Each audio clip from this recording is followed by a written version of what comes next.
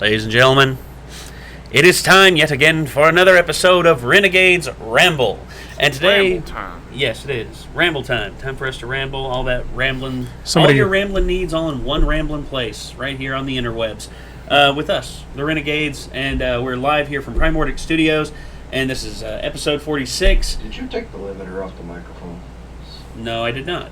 Okay. What the hell are you talking about? I'll put it back. I didn't do shit. I don't know what the hell he's talking Somebody about. Stole my hair. Oh, My red hair. I see that, yes. I stole it. I saw them running with a pair of clippers. You saw them, make a daring, dashing escape. Yes. It's always the crazy I'm way ones. past due for one. Yeah. I love my I need to hindsights. shave my head, just shave my head bald again. Nah, I've done that shit a couple times, and I will never do it again. Well, I'm afraid to do it with these lights because I'm afraid I will blind every single camera and everyone in this room. Did I tell that story when I had to shave my head in China? No, you did not. I don't You think. went bald? Well, I didn't have to. No, what You did it happened? because you want to be a Shaolin. I was right? I was in China, and I didn't really at the time. Yeah, it was probably a month in, but I didn't really know anybody reliable enough to cut my hair. Yeah, I'd taken clippers with me, so I figured, hey, I can do this. First time, never having cut my hair before. Oh, yeah? Surely I can give myself a high tie. no. Immediately fucked it up, so I'm like, well, fuck it. And so I went ahead and buzzed it, and I even think I went the extra step and was like, well, fuck, I'm already there. I might as well go ahead and shave it. So I ended up actually straight to the skin, shaved it. Next day we were training outside in the sun for like 6 or 7 hours. Get your head burned. Bruh. And that was the most miserable night, the following night, because I could not get to sleep, dude. It was any kind of position I tried to put my head in was just searing All pain. kinds of nope. I've shaved my own head for years. That's yeah. I think yeah. Right now I'm past due because I don't have my clippers. Oh yeah, me I just shave it with the pair of clippers my dad gave me. They're electrical. They're Remingtons, which they're really really good. Yeah.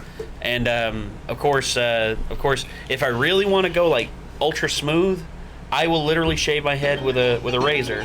Oh, shit, I don't do that. The only other thing is my head looks like the fucking moon. I don't know if as a kid I just took all kinds of fucking dings in the head or something. Oh, I got mine's I hard got a like dent. too. I got a It dent in looks the like back a of my fucking head. bomb Trust me, craters. man. You could see the dent in the back of my head as clear as day when I shave my head. Yeah. I lean down and you just see a crevice right I here. got a little scars and crown. cuts all through it and everything like Yeah. that. So that's another reason why I don't want to shave my head anymore. Fair enough. Fair enough. But we've the one thing, as you all noticed, the title of this one is called The Hong Kong Horror Show. So those of you out there who are not aware, Blizzard just banned one of the champions of League of Legends. Don't play it, but I know a lot of people who do. And they banned this guy for supporting Hong Kong and having its sovereignty. I thought it was Hearthstone. Yeah, I think it was Hearthstone. I thought It was was it board- Hearthstone? I think it said it was Yeah. like It probably card was. game. Because Okay, Blizzard probably- doesn't own League of Legends. Doesn't make league. Yeah. Oh, that's right. Okay. Yep. Sorry. It's all good. It's all Sorry. good. Hearthstone shows you where I'm at in the esports bullshit. Anyway, so yeah, I'm gonna be. Oh yeah. See the comments roll in on that. Yeah, it's like Nate's so stupid. Yeah, I am. I'm a fucking retard. What are you gonna do about it? The Hey, I say stupid stuff all the time. while Territory. while I definitely think it's shitty to be in that position to do it. I guess playing devil's advocate here, it's kind of the obviously they have rules and stuff, and Well, I guess it's not on the same level. It's not a comparison, but if in their rules it's to not. I don't know if it's to not be political or something publicly. well, not take be political political, stance. but it's only if it's something that they agree with. Right. That's the problem. You see, because they've supported stuff in the past with people being overly political and stuff like that. Mm-hmm. But when it's something that they don't agree with or something that they think is going to lose them a lot of money, then flames up the outrage mob. Which, truth be told, most of the outrage mob doesn't actually play these games. They say they do, but they actually don't. Yeah. And it's just nonsense. I think that Blizzard's kind of in a difficult position, sort of, because a lot of their consumer area is in China, Yeah, at least in this and- particular game. and And so truth- they kind of have to weigh it's- the. It just shows you the difference between because here in the States you can pretty much say anything political that you want on your own private platform stuff like that. But truth is, because a lot of these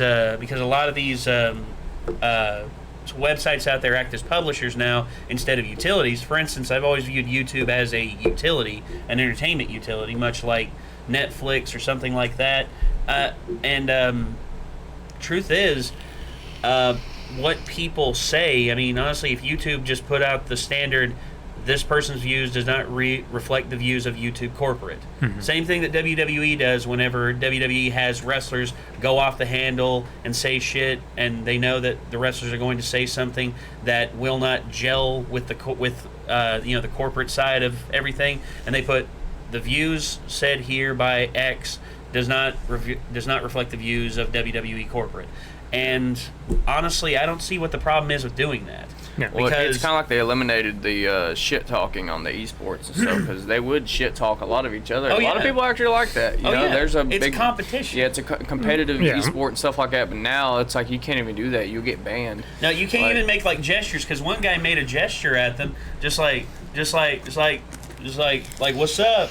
It's like, and he got in trouble for that. Yeah, you can get in trouble. He got in trouble for giving him the thumbs down. Like, what the hell?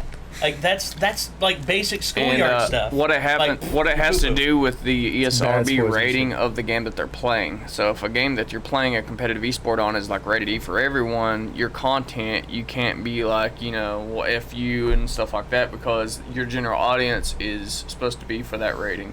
So they have a big problem with that. Now, if you was playing like Yeah. Doom Eternal or something like that online, you could probably say whatever you want because it's a rated M game. Well, Yeah. that's just like certain violent games out there. I mean, there's people I know who are avid creators on like Grand Theft Auto, like the role play community and stuff like that. And some people like they get banned. I remembered Achievement Hunter. They do a Grand Theft Auto Let's Play every Monday, and they participated in a live stream with Rockstar, and they were playing Grand Theft Auto 5. They were playing it with Rockstar, and Achievement Hunter and some members of Rooster Teeth started swearing a little bit, dropping F-bombs every now and again. The game does that. Yeah, exactly. And There's more F-bombs in that game than probably any game in banned history. them. Rockstar banned or like muted them for like an X amount of time and told them, hey, this is a PG stream, guys. You can't really say anything PG like that. stream on Grand Theft Auto? That's what I said too. I'm just like, are No, you freaking hold kidding on. me? We got to go and pick up a hooker. And take her Exactly. behind Yeah, the yeah. house. And we'll bang find the it. hooker. Get up a hooker. Have her straddle me in the Do it driver's back. seat. So and she just, gets like, out, we're gonna run her over. and Then we'll get back the money up. back. We're gonna do a burnout in her Take face. the money we just Yeah, gave get her. the money back. Yeah, get the money back. Yeah. That's the mission. Well, yeah, I mean, like with the whole China thing, it seems. I imagine it seems more severe, especially for like Blizzard and stuff, because with here in the U.S. you're gonna get, especially on the extremes, the back and forth of political views. Everybody's allowed to say what they want, and you're gonna get the commenters that are kind of in the middle, saying that the extremes are stupid and stuff. Yes. And that's fine. But with China, all you're gonna get is absolute hate, like you're disrespecting China, or you're afraid of China, gives a or shit? blah blah blah. There's not going to be any counter argument that comes out from China, from any kind of because they're not allowed to. If it's anything negative towards China, you're not allowed to post it. So Yeah. I remember the Nintendo 64 IQ, which was Nintendo's first allotted game system for China, and they only released 5 games for it, and all 5 of those games were dumbed down. The violence apparently in Star Fox 64 was too much for China, so they had to actually remake a lot of the stuff for that. And you couldn't just go buy the games; you actually had to hook it up to a kiosk and download the game into your memory card. Yeah. And I mean they've got some crazy isolation laws on just suppressing everything violence. I mean, it's just nuts. You see, you have mainland China, which does have certain economic freedoms, but no expressional freedom or anything like that. That you'll find yourself in a re-education camp. exactly. You express and yourself too hard. then, of course, you have the free economic zones, Hong Kong and Macau.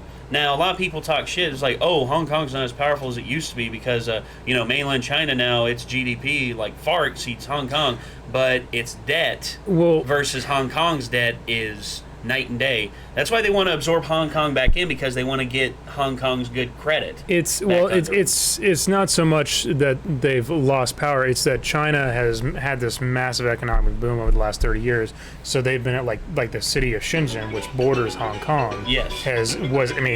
40 years ago, it was a farming village. Or a fishing village. Well, yeah. Now it's one of the biggest cities in China. Same thing with you got Nanjing and Shanghai. Well, it's because of the exporting through Hong Kong's port. Yeah. Because it's the quickest way for things to reach the free economic zone, and once it reaches the free economic zone, then boom. It is, but it's not the only way these days. No, it's not. Because Shanghai, on the other hand, Shanghai is turned into a financial epicenter for China as well. Because back especially during the Cold War, when Hong Kong was still under British territory, Hong Kong was kind of like a middle ground to kind of to communicate with communist China and stuff, because especially before the 70s, it was still, China wasn't even recognized really, by most of the world, and then somehow that changed.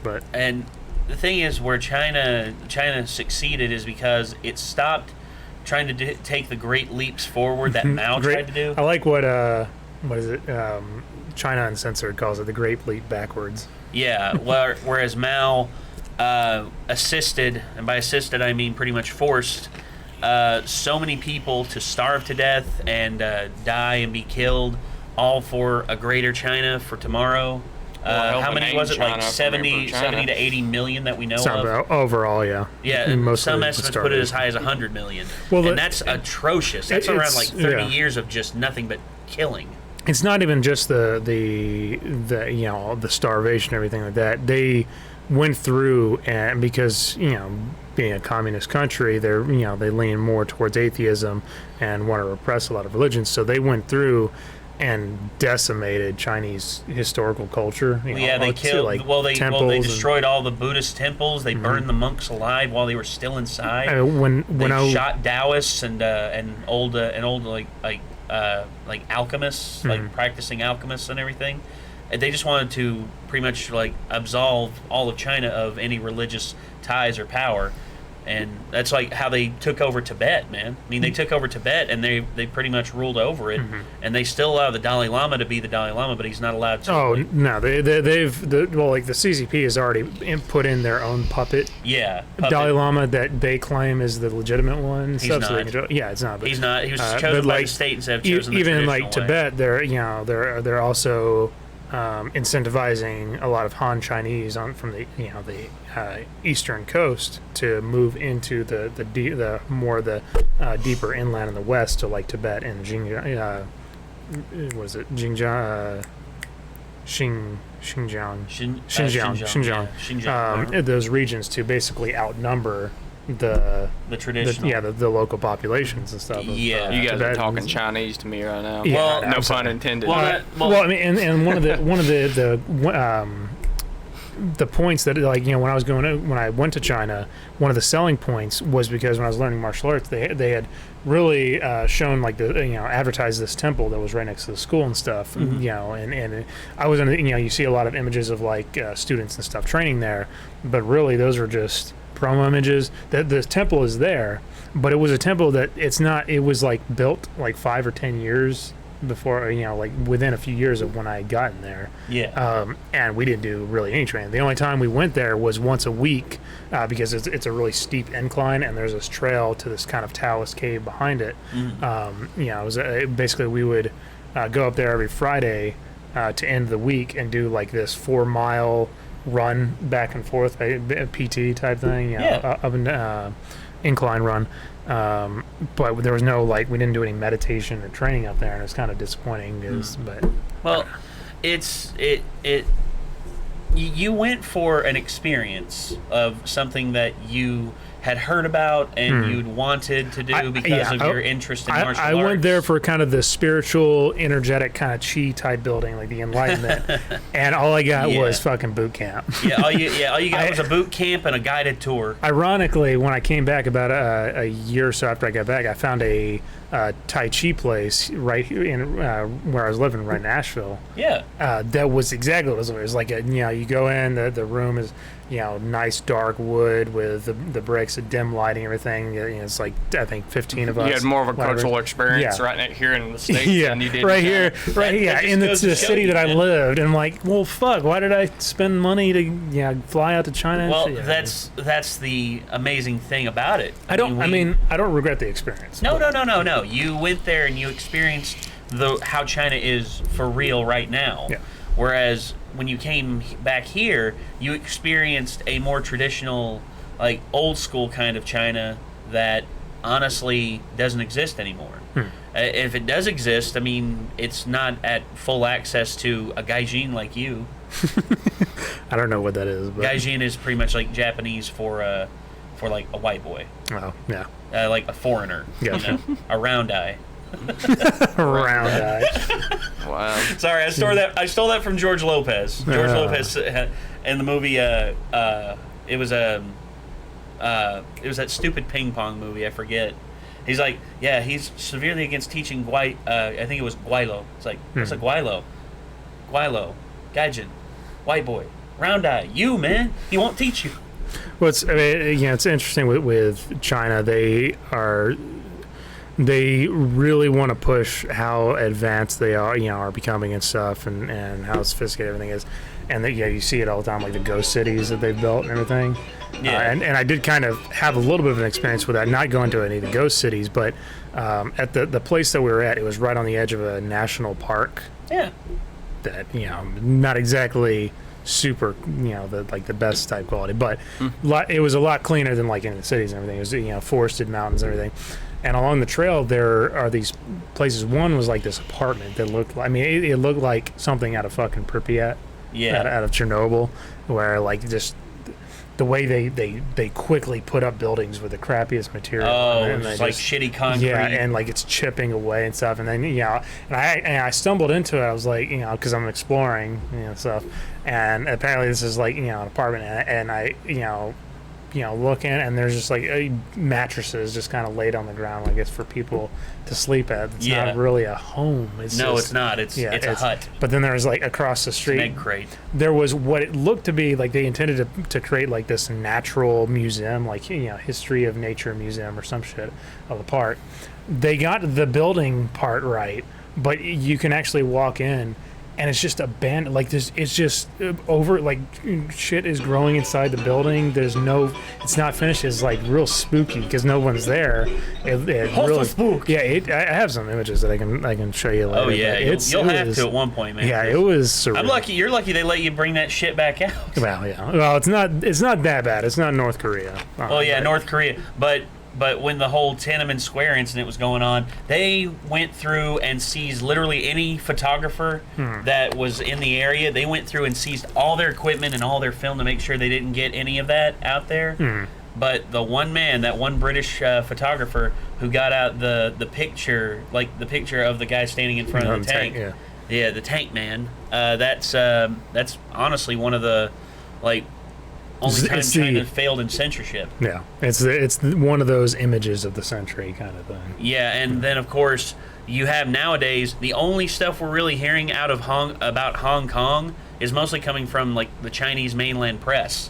Like they're reporting like, oh, they're getting ultra violent, this and that, and then you see the image of that one protester who got injured, and then the whole group split apart so that the ambulances could get through. It's just like parting of the Red Sea. They just kind of exactly. You're seeing that. It's like that doesn't seem like the violent. Yeah, the violent rioters. Exactly. It's mainland China pushing their shit. Yeah. It's mainland China pushing their shit, and Westerners here with little to no understanding of how China actually is, or they do understand how China is, and they're just going along with it. And I got to say, I'm impressed that the protests have continued as long as they have in China, and that China hasn't fully moved in with their military. They've like staged their military forces outside Hong Kong. Well, the thing is, it's much like why China hasn't taken over Taiwan, or I'm sorry, Chinese Taipei. However, China wants to refer to it It's as. the Republic of China Yeah. or Taiwan. I call it Taiwan because, screw China and them just like calling Chinese They Taipei. they. Oh, yeah. Nick's signaling us like, We got almost double digits worth of meat. Oh fuck! All right. oh, hell. Okay. Lot Come of on. mean time. Come on. I'll split back here so you can see him, Jake. Thank you. So starting off with Dusk. Oh, God. Here we go again. Can you guys see it all right? With this, I can see it. Oh, no. Epilepsy, my favorite.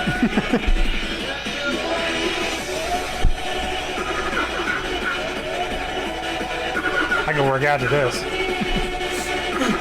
That's too fast paced. My cardio ain't that good. Imagine me doing like my. This is like Imagine me doing my freaking bench presses. I'd have to be on a This is treadmill usually and you do fast. that, fucking Like the speed bag.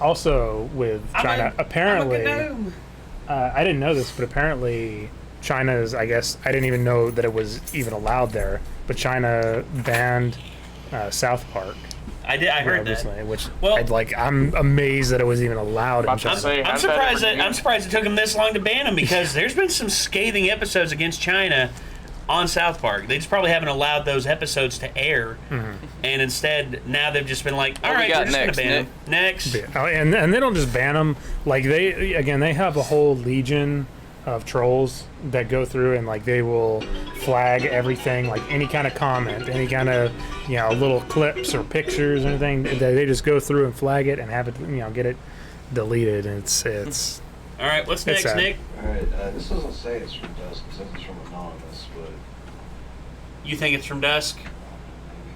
We'll see. Another note. Oh God. We must go through this every Wednesday. that look. at least it didn't happen last week. You can thought try it and did. So. Your I head thought we into had the a helmet version of it. there and- That's There's a different Is that- version. It was the distorted, creepy version. Oh yeah. This is the frustrating version. The one that Nate hates the most. You can crawl under the table. You can open that door up and crawl under the table. I'm good. I'm good. Just It's not even a third over.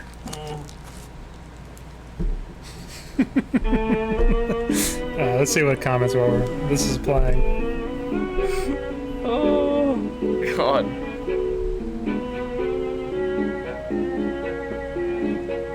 I must tolerate this for the glory of chat.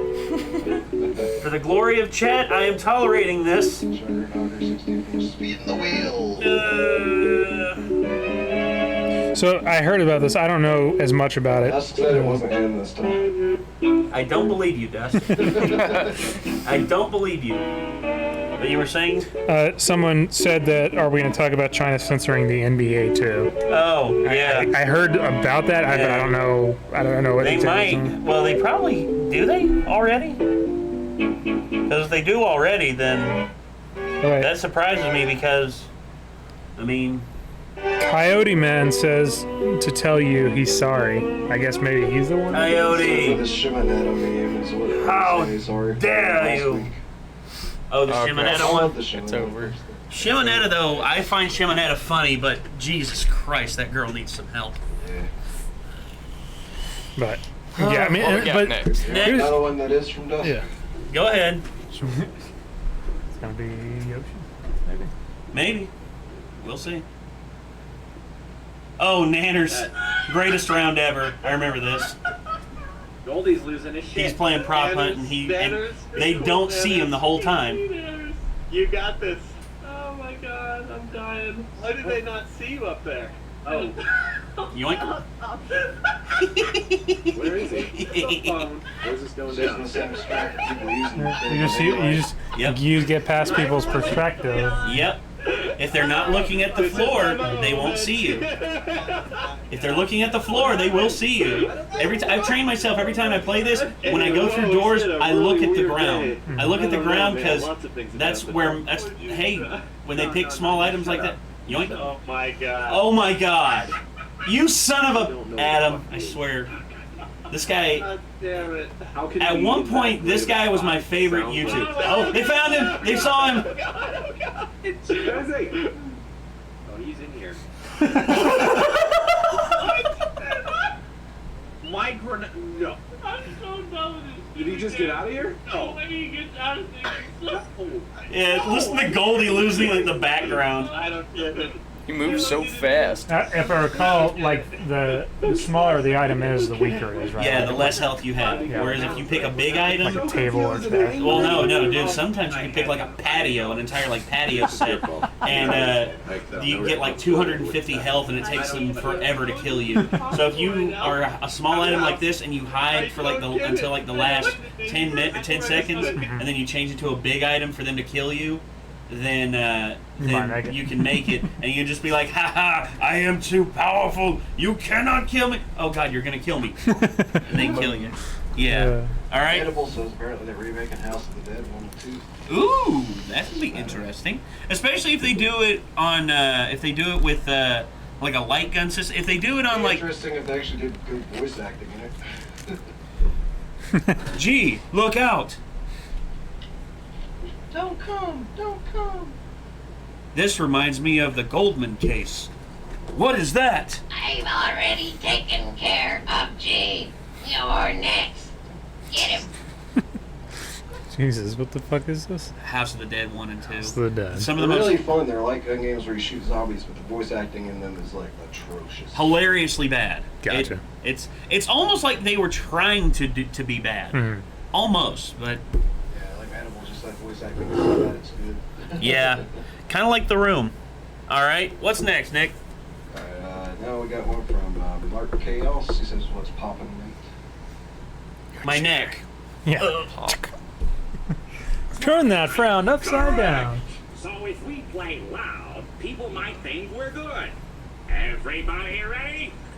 And a 1, and a 2, and a 1, 2, 3, 4.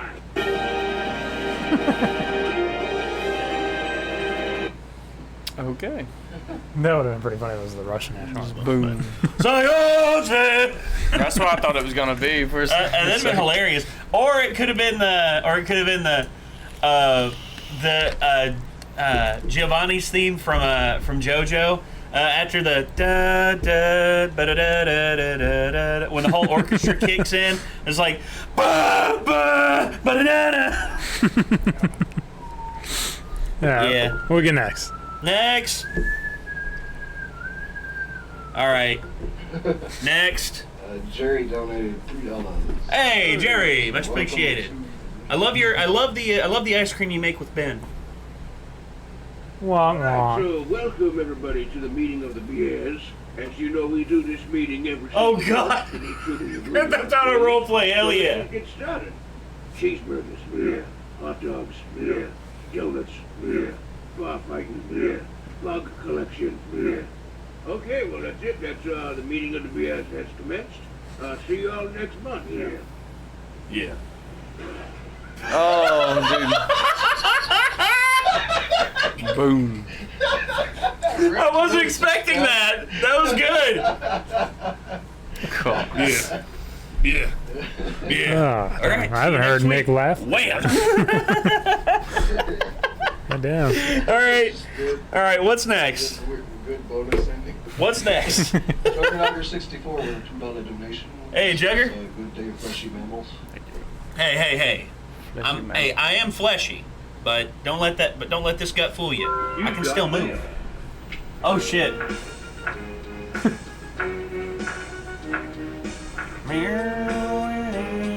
Mr. X. Uh-oh. Something tells me he's not a cop. Eric Andre. What are you talking about? You sound insane. He sounds insane. Hey. How there? Jesus Christ! Oh! Run, Leon, run! That door ain't gonna stop.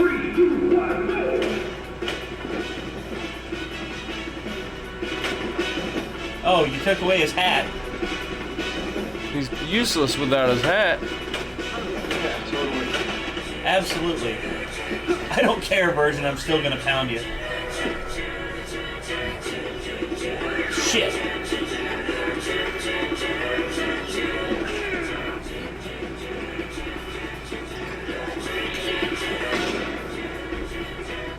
Run.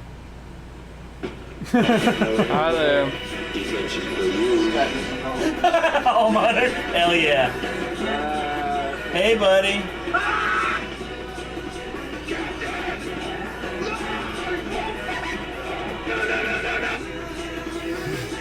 Yeah. Hey, buddy. No thanks.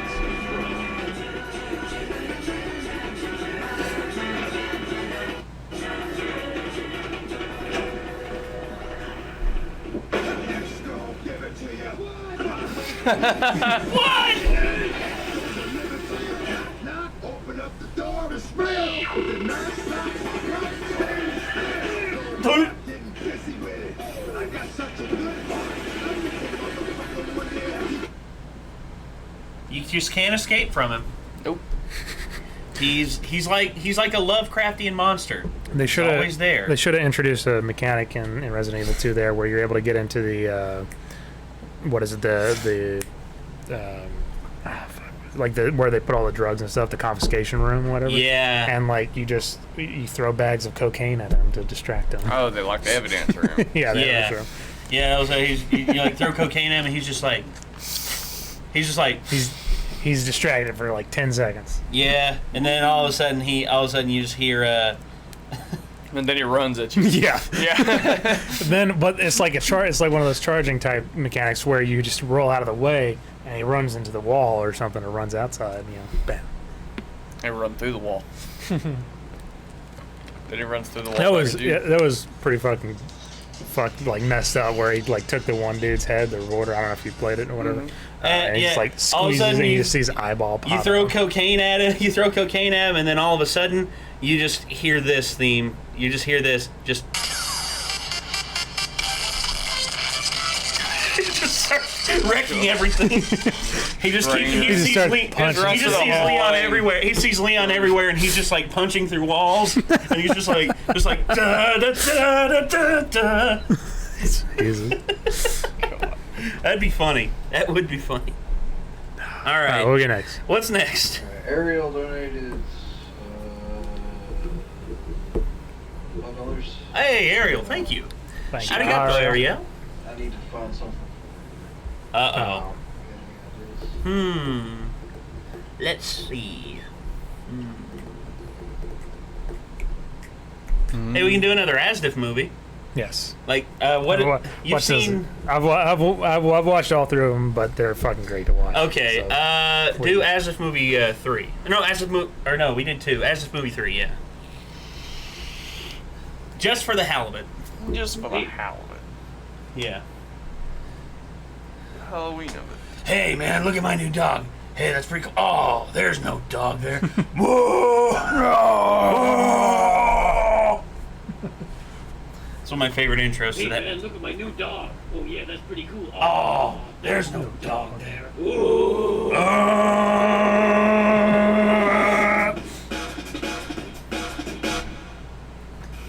Joey, did you eat my sandwich? I have your sandwich. Here, hold this. I love this one. Thanks. You actually see right there the fuse comes back. Stop it! Cut it out, man! I don't want it. Screw gravity. Goodbye, world. Okay, Jim, I'll see you around. Where you going? No! Oh, no! Oh, that's not what I thought he meant by that at all. There's something on your face. It was pain. Oh, what is happening? Why would you do this? I can't even. You're punching your salad! Now, son, don't touch that cactus. You're dead to me. Honey, why is the baby on fire? Buy me more jewelry! Don't even think about it. Hey guys, check out my new camera. Oh wait, this is the camera? Die, potato. I like trains. Oh, no.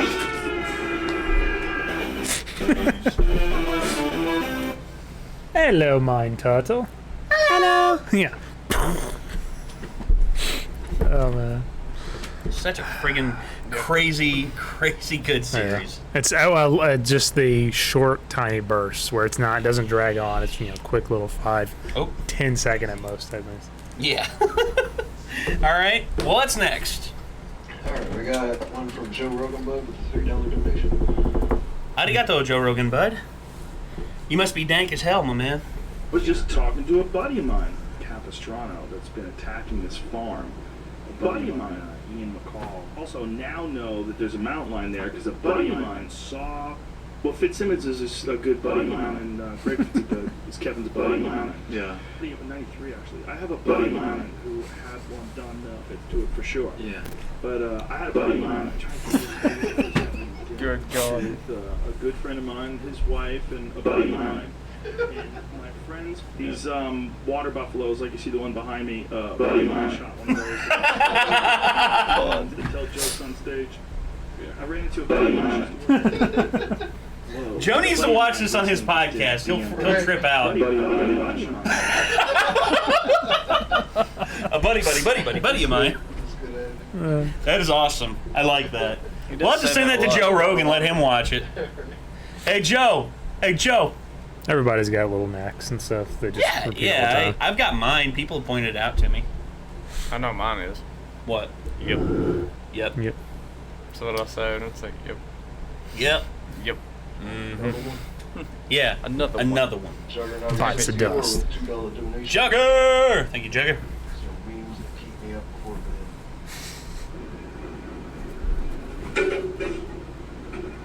Oh. No!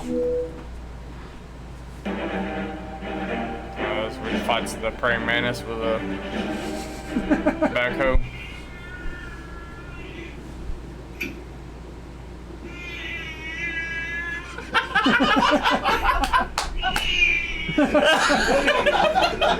Clean, Russell!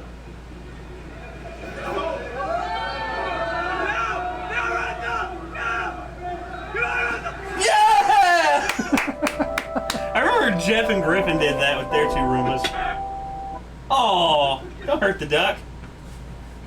I think the duck. Is that a chinchilla? No. What is that? I think that's a couscous. That was a raccoon. Oh. Моя подружка, опоздавшая на работу, идет в марлевой маске. Я сейчас умру. Bruh. Shrek? Ooh! Not great. Not great. That dumbass. We ruined this game. Abby, I really swear to God here.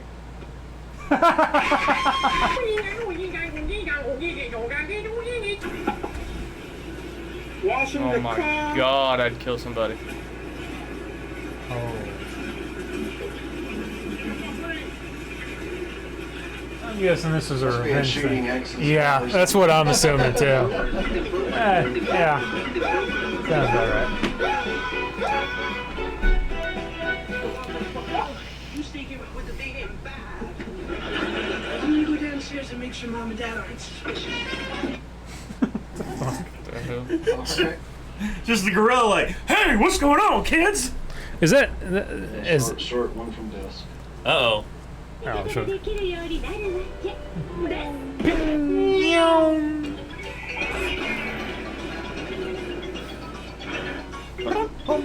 It's so satisfying. Yes, it is. Neil deGrasse Tyson showing us how physics work. Good shit. Next! This is from Wario Nom.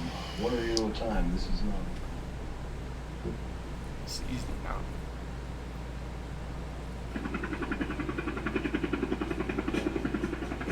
Oh no. Copyright. Not yet. Not yet. Oh, just wait. Copyright. Claim for CC. R. Is this literally just the song? It's not a long song. It could... I know what it is.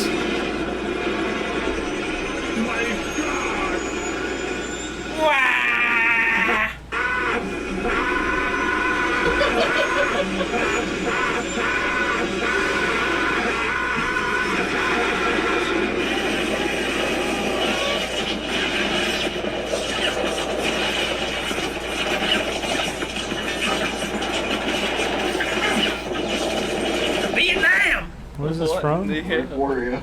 Rip Wario, yeah. Indeed. Wario died What, in what Vietnam. movie was that from? I don't know. Yeah.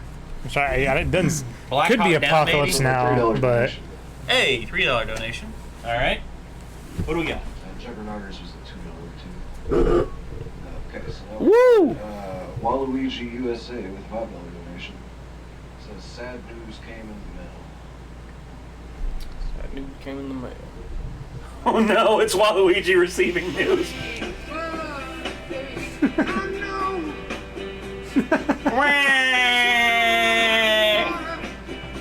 this is the song that's used at like the low point in every movie, where like the protagonist is fucked up, like the Wedding Crashers or something.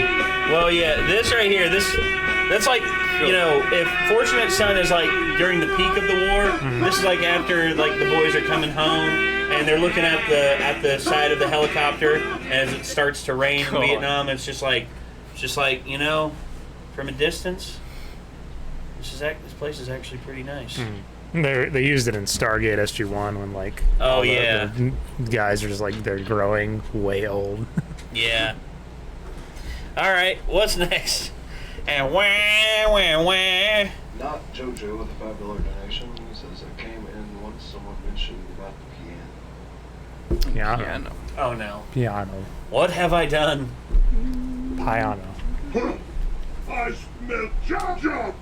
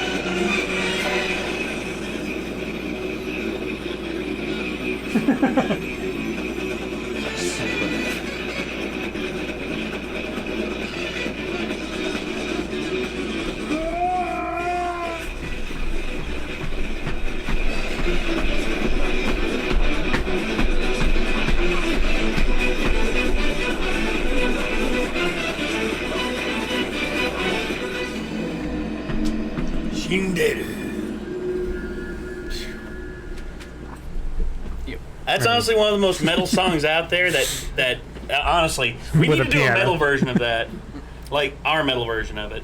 See what happens. Can you play it on the piano that we have here at the studio? No, but truth is we can hire someone. Learn it on piano. That'd be fun. It's difficult. I looked up the sheet music, and I also looked up like the electric piano tutorial thing, like how they can show you how to play it with like the where it is on the keys and everything. I just get the ones that have the notes that come down slowly and sit there. You can probably pull it up on YouTube or something. Oh yeah. Tutorials and everything on YouTube. Yeah, that part right there is not the most difficult, but it's pretty good. It's pretty difficult. I think Nick could probably pull it off because he can play Toccata and Fugue. Like, I mean, it's it's actually impressive to hear because he's just like he just goes in there. He's just like he can play keyboard and piano pretty good.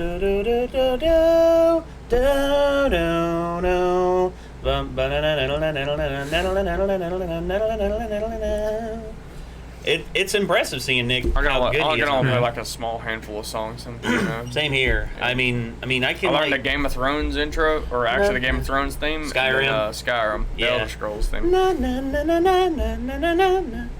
And then because it actually switches from major to minor. Like it actually switches from major, ding doo doo doo doo doo, and then it goes.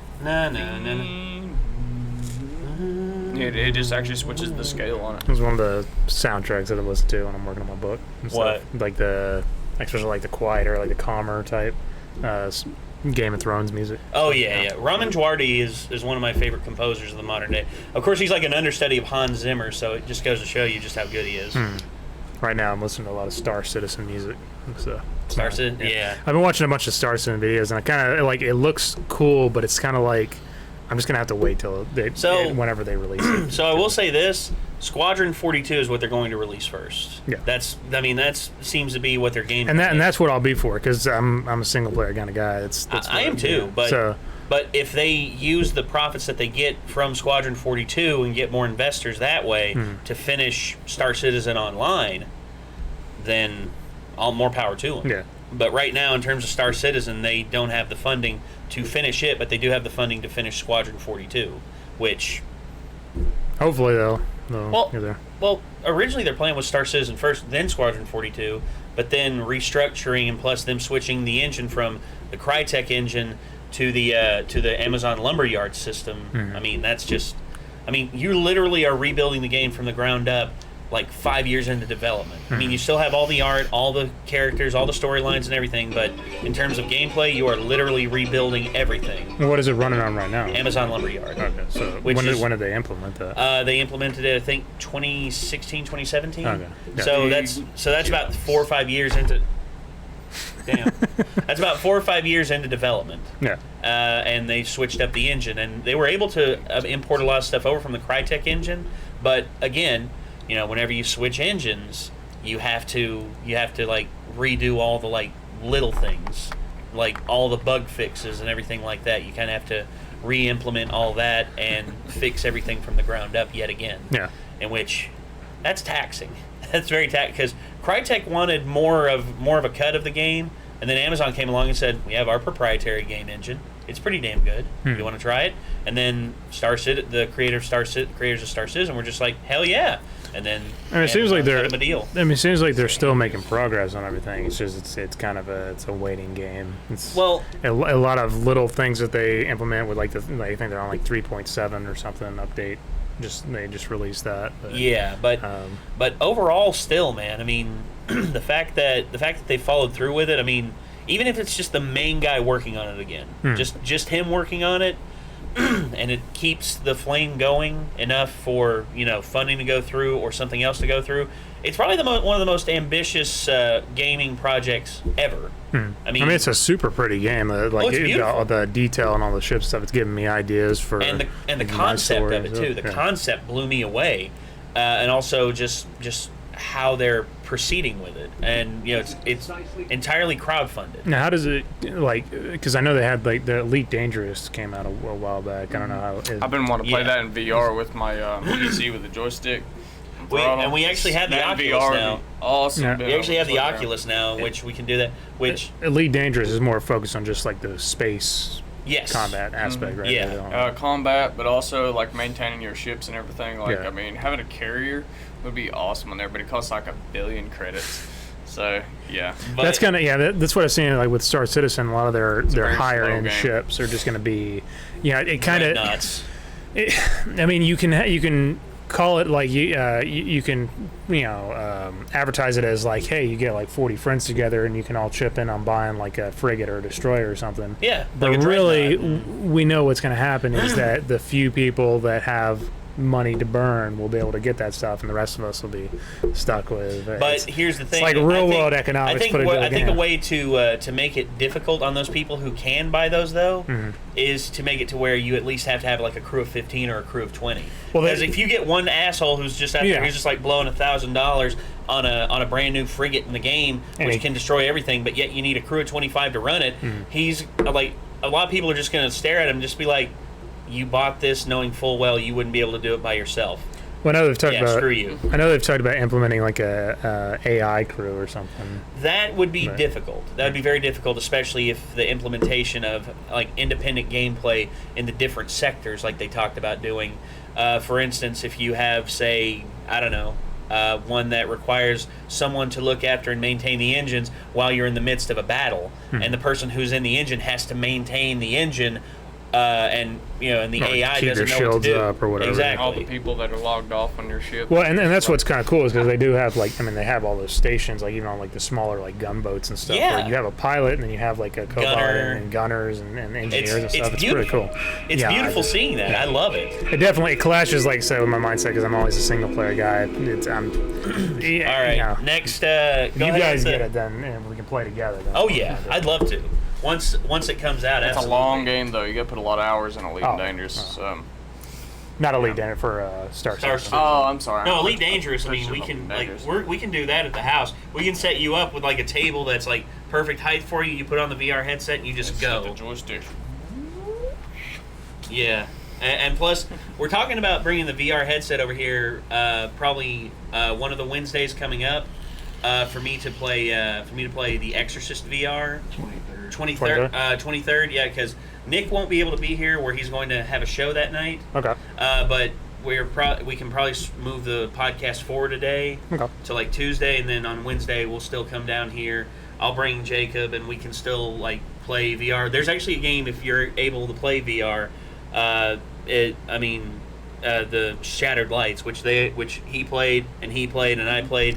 I've not tried it any VR before, so we'll see. We'll see if it works for you. Your cherry a little bit. On yeah, that. we'll see because where you have enough space here, where you have like these rooms here, which are friggin' massive. Yeah. Then we'll probably be able to do that, or we can do it in here. I mean, all we'll have to do is just move the cameras and the lights back a little bit, and we can have this play space here. This table, we can move this over. That's what I did the other last week for that thing where another project interview we're doing. So yeah, we can just move this out of the way if we want, pull the flooring or whatever. But hey, that's good for me. Sounds good. Yeah. All right. No, okay. So next meme there, Nick. Okay. Next one's from Mark Chaos. Mark Chaos. Chaos Mark. Chaos Mark. What do we got?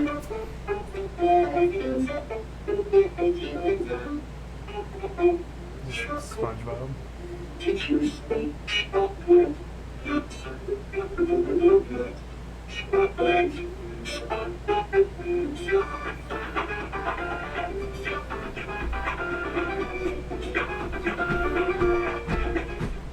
What in the hell? It was SpongeBob, but like in like to Megalovania. It was whenever the voice happens, it moves the song forward. So every time like the voice reaches a certain peak, it moves it to the next note in the song. And it just so happened that the guy he screamed "chocolate" right as the song kicks into overdrive. Like, I think I'll eat it now. Which they actually showed how you can get Sans' voice from Patrick. Like Patrick is just like is like sometimes how his laugh is sometimes. Good. They showed how you can actually get Sans' voice perfectly from that. And I'm actually thinking that's how Toby Fox got that. Is he just heard Patrick's voice and he was just like, I got it. Yeah, but go ahead and with the next meme there, Nick. The next one's from Roman with another $5 donation. Roman! Hey guys, quick question in regards to this video. Do you wish villains were this intimidating in modern cinema and television? You might have seen this, but I hope you enjoy it. And I gotta add it right back here because he said he had the wrong timestamps. Oh, okay. If you're not the Joker from The Dark Knight, then you're doing it wrong. Actually, there is a villain that is very intimidating and sort of an enigma that in a series I watched, I never figured out like the full thing about him. True Detective, but still, he's one of my favorites. Oh yeah, General Grievous. See, this is the badass General Grievous I wanted in the movie, but we didn't get. Instead, he got taken out by Obi-Wan by himself. Well, the Clone Wars kind of made up for it a little bit. Yeah, here he is taking on 5 Jedi by himself. Not only that, but Ultra Master Jedis, especially the three of them there I know are masters. You see, a villain who not only is capable of handling himself, but in a lot of ways is actually better than his heroic counterpart. With all of his cybernetics and stuff, his reaction time should be able to easily outpace the Jedi. So, 'cause, I mean, the Jedi have that clairvoyant thing going on. Yeah. But I mean, if he's got robot arms, they can move far faster than a human arm can. And I mean, they do. He has that cool thing where his wrists pivot on themselves and stuff. And so Yeah. they just turn into a helicopter. Which, by the way, did you ever watch? Did you watch? Was it the Star Wars Rebels? Yes. That was the dumbest fucking thing. The helicopter lightsaber. Yeah. The Inquisitors.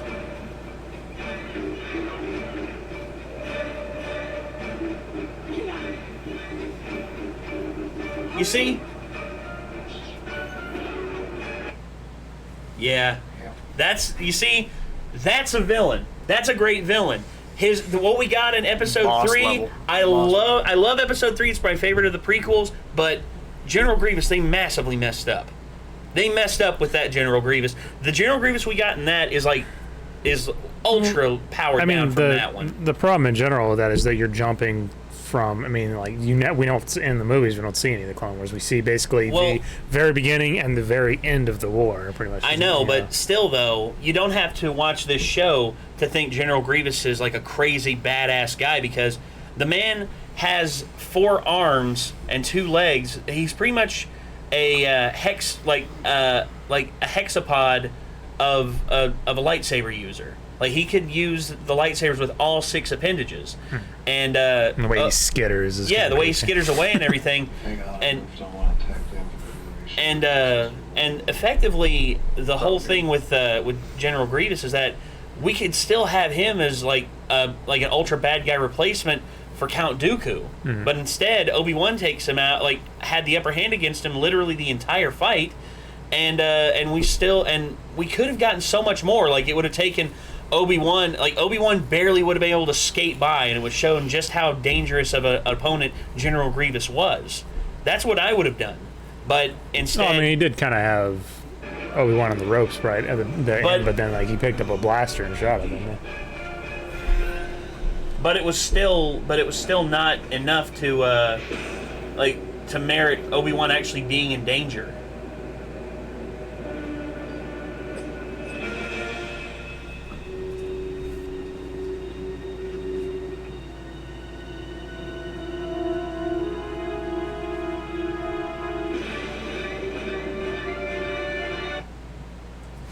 Okay. Tension. Indeed, tension. A lot of tension. That's one thing Clone Wars did that I loved.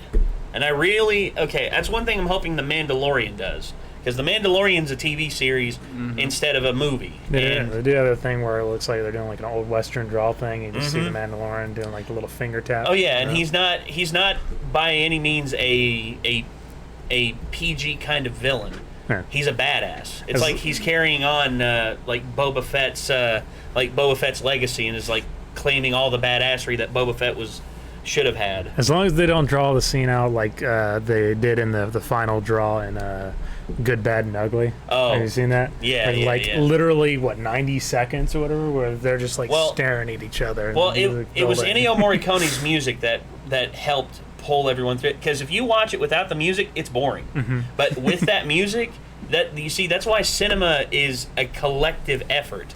And that's why whenever one thing is off, literally one thing, it can ruin the entire scene, and thus can potentially ruin the entire film. It's like we were talking about It Follows. When we watched It Follows for the 13 Nights of Fright, there's certain parts of that film that just don't work in terms of its camera work. And for Jacob, it mostly ruined the film for him. Whereas for Nick, on the other hand, where Nick was completely engrossed in the story and everything, he was about to give the film an awesome rating, and then it got to the ending, and then Nick was just like, fuck that. The ending was terrible. Yeah, it was. I don't think I've actually seen it yet. If you want to see a decent... It wasn't an ending to it. We're just like, all right. It just ended. Yeah. Yeah. You're like right in the middle of the story. You're right in the middle of the story, like no climax or anything. No and then it just conclusion. ends. I was like, what? Really? If you want to see an interesting creature feature, like a creature we haven't really seen as much or ever in a horror film, then give it a watch and see what you think of the concept. But how you take the film is up to you. Me, I liked it. I gave it like a 6 out of 10. Nick, he was about to give it like an 8.5 or something. But Ron watched Jacob it. just did not like it. Ron watched it a few years ago. He said it was good, but nah. Hell, my stepdad watched Suicide Squad and thought it was great. Oh, okay, that's. Well, I saw it in theaters. I enjoyed watching it. It's not a great movie by any means, but I enjoyed myself. Yeah, I didn't hate it, and mainly because I'm not really invested in DC. Oh, I don't know. I didn't know anything about any of the characters or anything about it. So, but it was kind of meh. Maybe that's why you liked it as much, because me, I knew all the characters, and I'm just like, this is not Deadshot. This is just Will Smith. Yeah, this is Will Smith playing Will Smith. It was That's it was a Transformers movie. I like Will Smith too, but he's not. But if he's trying to play Floyd Lawton, he needs to switch up. Instead of just playing Will Smith in the role, he needs to alter his persona and be. I watched Floyd Lawton. a bunch of stuff about that on how much footage they actually had to scrap and everything from it, the Joker side of the story and everything. Yep. That was why it's such a big disappointment. Yeah. They let the people that edited the trailer edit the movie. Yes. And I was like, what the? It shows. Why would you do that? It shows. Yeah, I mean, it was kind of Suicide Squad was more or less kind of like it was a Transformers movie. A lot of CGI action, cool, but no depth really. All right, what's next, Nick? Ariel donated another $5 and passed the main pick to Sarah. Oh. That's what Sarah sent me. Okay. That's pretty cool.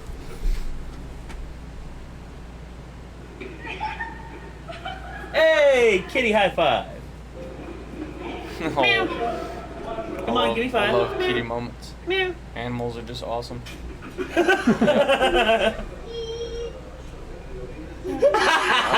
of my cats will do that. Oh yeah, climb up the leg. I want my food.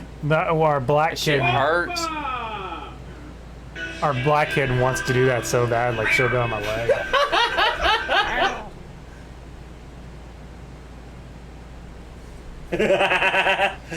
We actually used to do that with Lucy.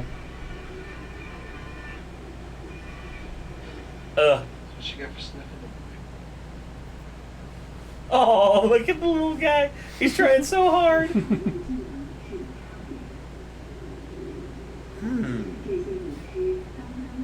The cat's just like, this what they do in the wild? Fuck that.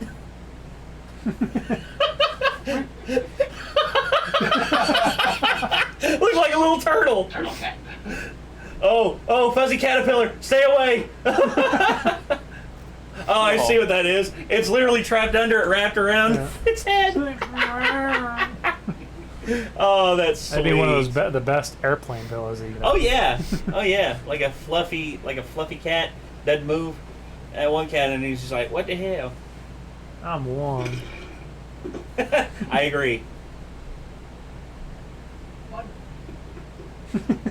Bun. Simba, shut up.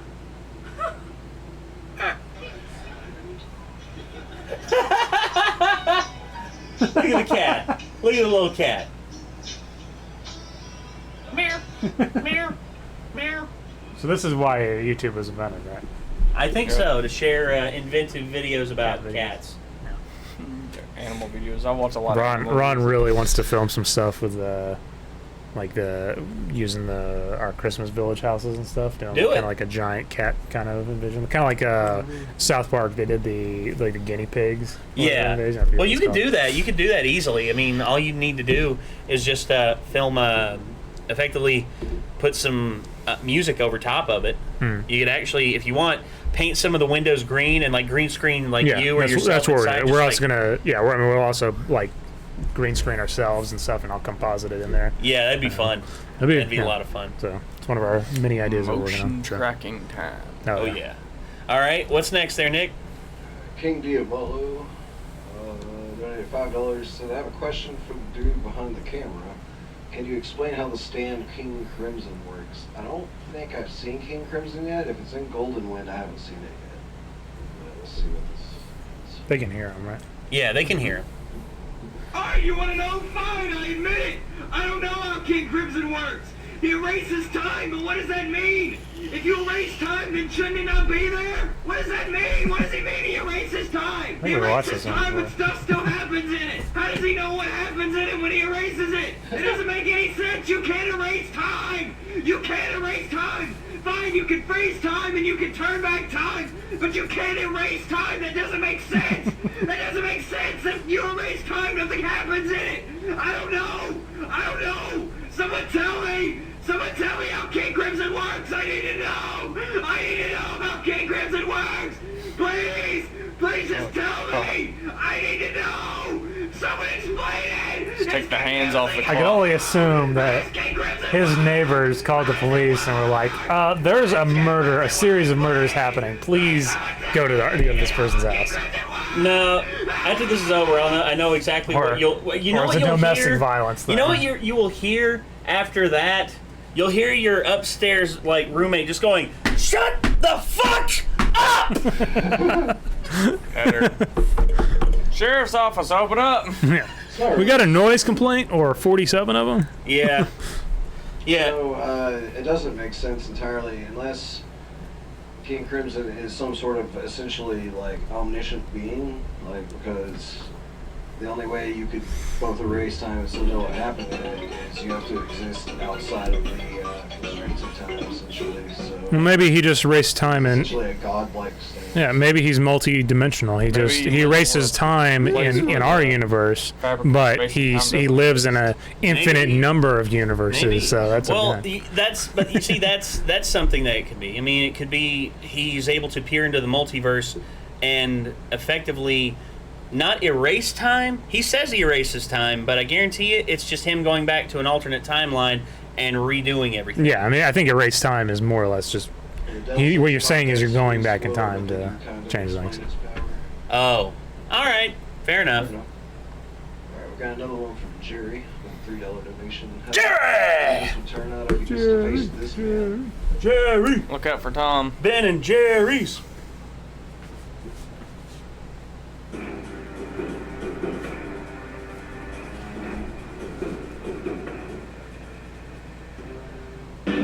Oh yeah. Oh hell no. Yeah. Star Killer. This scene or this moment in the game, just made me just go, holy shit. It definitely it makes everyone else that we've seen before him though okay, why isn't this guy running the galaxy? That's the thing. I mean, well, it goes back to Yoda's old saying, size matters not. Oh, I know. But at the same time, given, what we've seen from this, I mean, this is just ridiculous. Bring down that Star Destroyer, kid. What? Are you insane? Do it! You can do it. I believe in you. Has the starship been destroyed? No shit. I repeat, has the starship been destroyed? Sure thing, Coda. They're called the Star Destroyers. Gosh. Relax, General. I'm still here.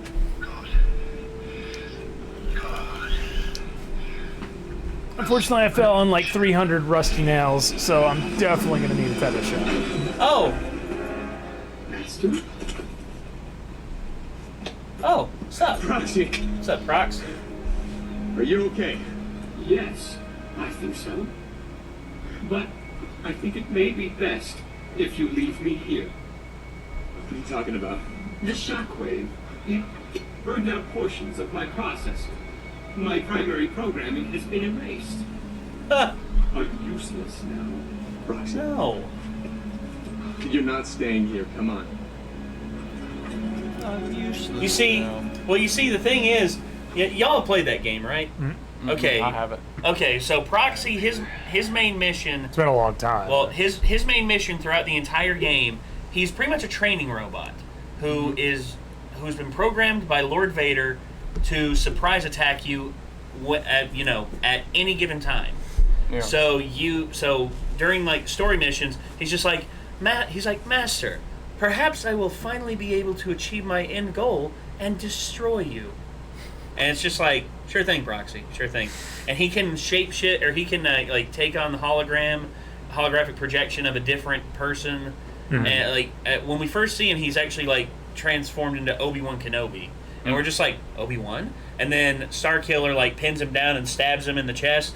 And then all of a sudden we're just like, that's not how that... And then it changes into Proxy. He's like, Master, I failed to kill you again. It's like, Proxy, you haven't used that in forever. He's like, I know. I just figured I'd try something different for once. So he's a fun robot. He's like Yes, the robots from Interstellar or something. Yes, he is. But well, I forget how exactly that game went, but he's definitely a better robot character than C-3PO will ever be. Yes, by Fuck far. C-3PO. I know people hate Jar Jar Binks. That's always the go-to to hate in Star Wars. I will take Jar Jar any fucking day of the week over C-3PO. Really? Yeah, I love C-3PO. No, he's such a pompous piece of shit. I can see the use to him. I mean, he's a protocol droid, but at the same fucking time, put that on your sleeve. Put a little fucking translator computer on your sleeve. Oh dear, Master. I don't need a fucking asshole robot fucking translating. I'll just be like C-3PO. Cook me some improperly. food. And he'll just be like, dear. I'm sorry, Master, but I can't do that. I will do my best. I'm too shaky, and my arms are not functional.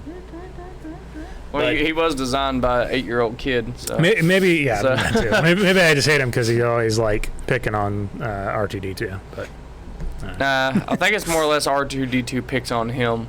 No, R2D2 is a lot more savage. C-3PO is always critical of what R2 R2's savage, and C-3PO is very gullible It's the traditional comedy routine: the straight man and the smart ass. Yeah. The straight man is always like straight laced. He does the fucking fucking. He's like, hello then. Take your gold piece of shit ass out of here. Any way I can. And then all of a sudden you have R2D2 who's like, you can't say that to the master. You can't say that. And then of course with the new trilogy, guys, we gave him a red arm. He's extreme. Okay. No, he's not. But we're not gonna fucking explain anything behind that or anything. Yeah, well, he's always got matters. spare parts on him. I mean, he's essentially made of spare parts, so he's gonna have interchanges all the time. He's almost died like how many times? Well, I mean, technically, he's like a fucking he has 60-year-old robot. He's been revived. Well, yeah, I remember in like episode 2, like he gets his head cut, like knocked off, put on an assault droid, and then that assault droid's head gets shot off, and then R2 like drags his head across the battlefield. And I hate the one-liners in that. I hate his one-liners. He's like, oh, R2, this is such a drag. It kind of is because he's even able to talk when his head is. Well, his processor's in his head. Well, his head, but is also the power supply. So what the fuck is the independent power? I'd say independent power supplies. You don't have to have a big power supply just to power the brain, just the motor functions. Yeah, the motor functions that takes a lot of energy because you're actually moving the parts. I've said my piece. That's fine. No, it's fine. You're good. All right, what's the next there? Next meeting there, Nick? Roman donated another $5. Woo! I like the vid and hearing you talk about villains and why they don't see more of that in today's cinema. Because movie companies like to play safe. They don't take risks anymore. Oh, I heard like there's the whole backlash on the whole Joker movie, right? Well, yeah, because oh yeah, for God's sakes, they take a risk and actually do a movie entirely about a villain. He's gonna be like, motherfucker. You just hear the echo of the gun. Now you see, that's a Jedi using his powers.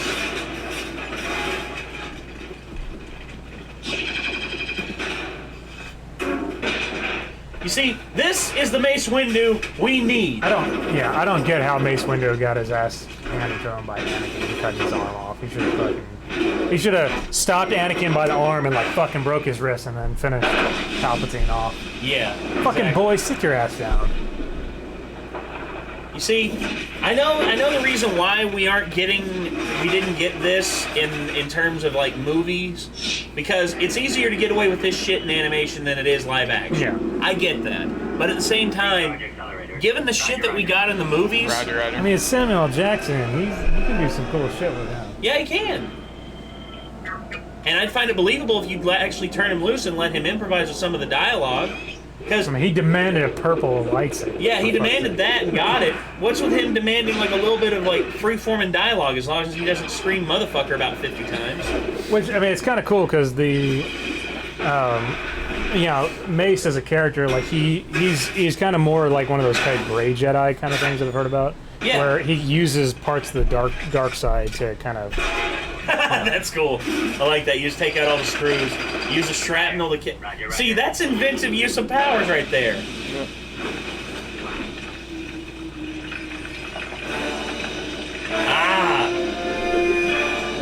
is my pimp saber?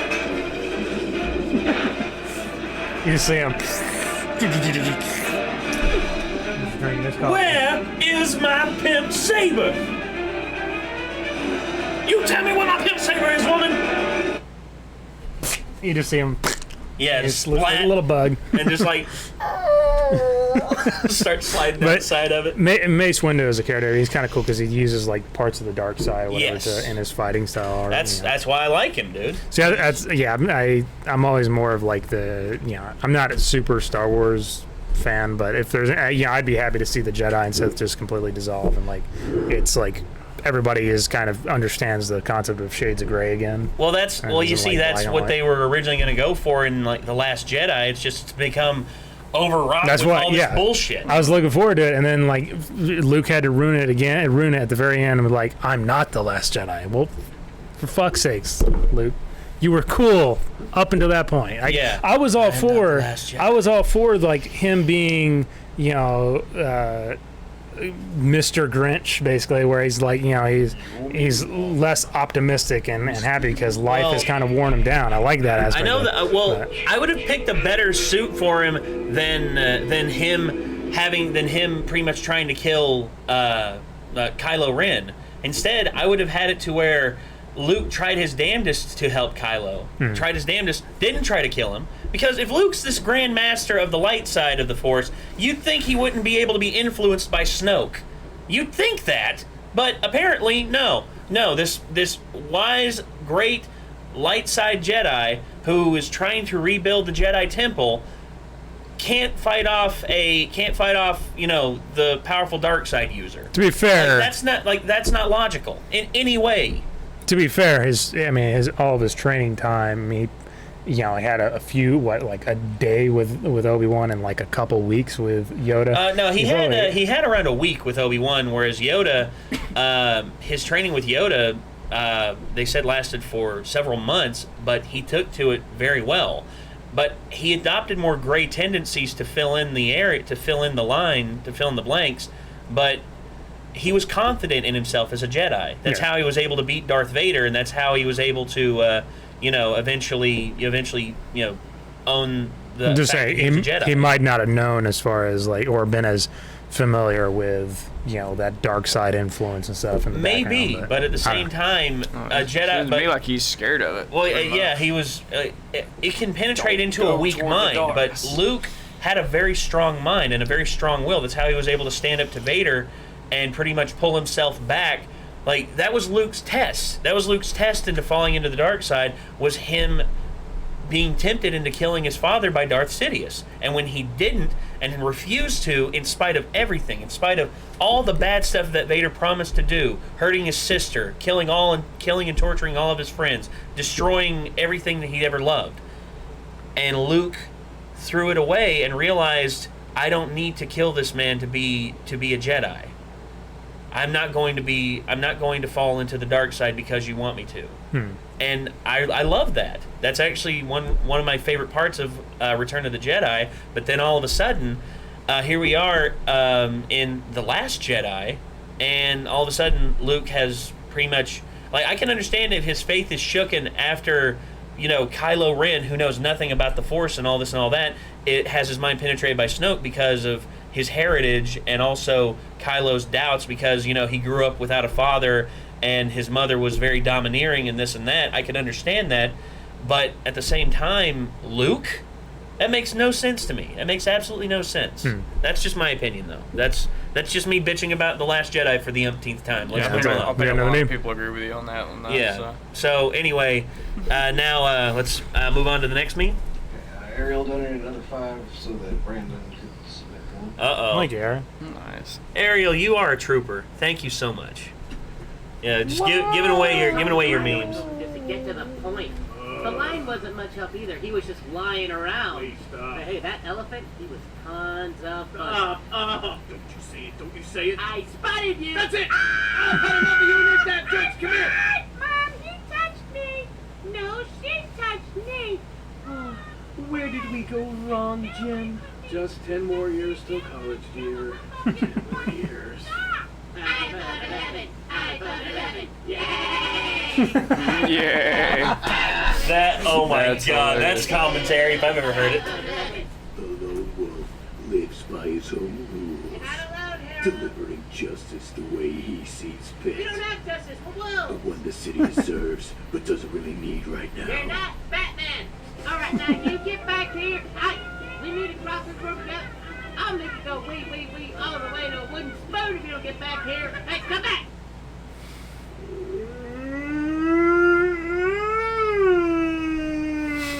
You know you wouldn't be this tired every morning if you didn't stay up that late with the rhinos. Shut up.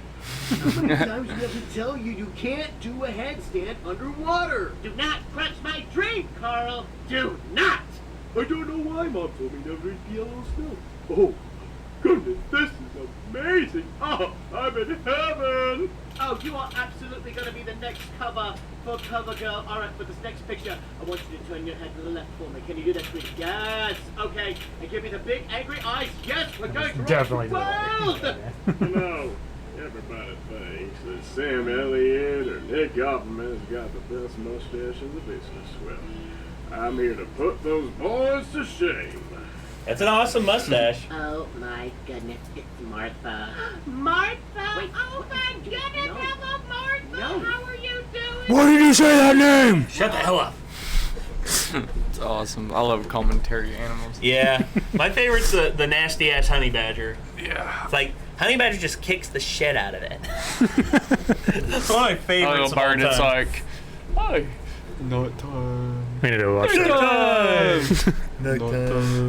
Daytime. We need to watch that If Animals Were Around thing again. Oh yeah. Oh, God. That's good. Next meme.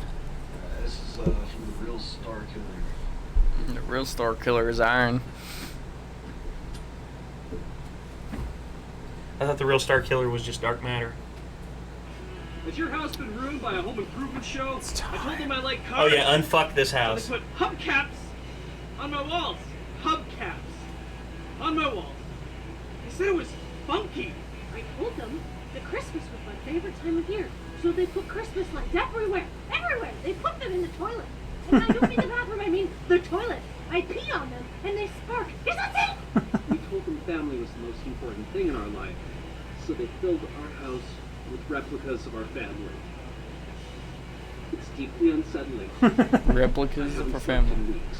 My wife is Chinese. My house is now impossibly racist.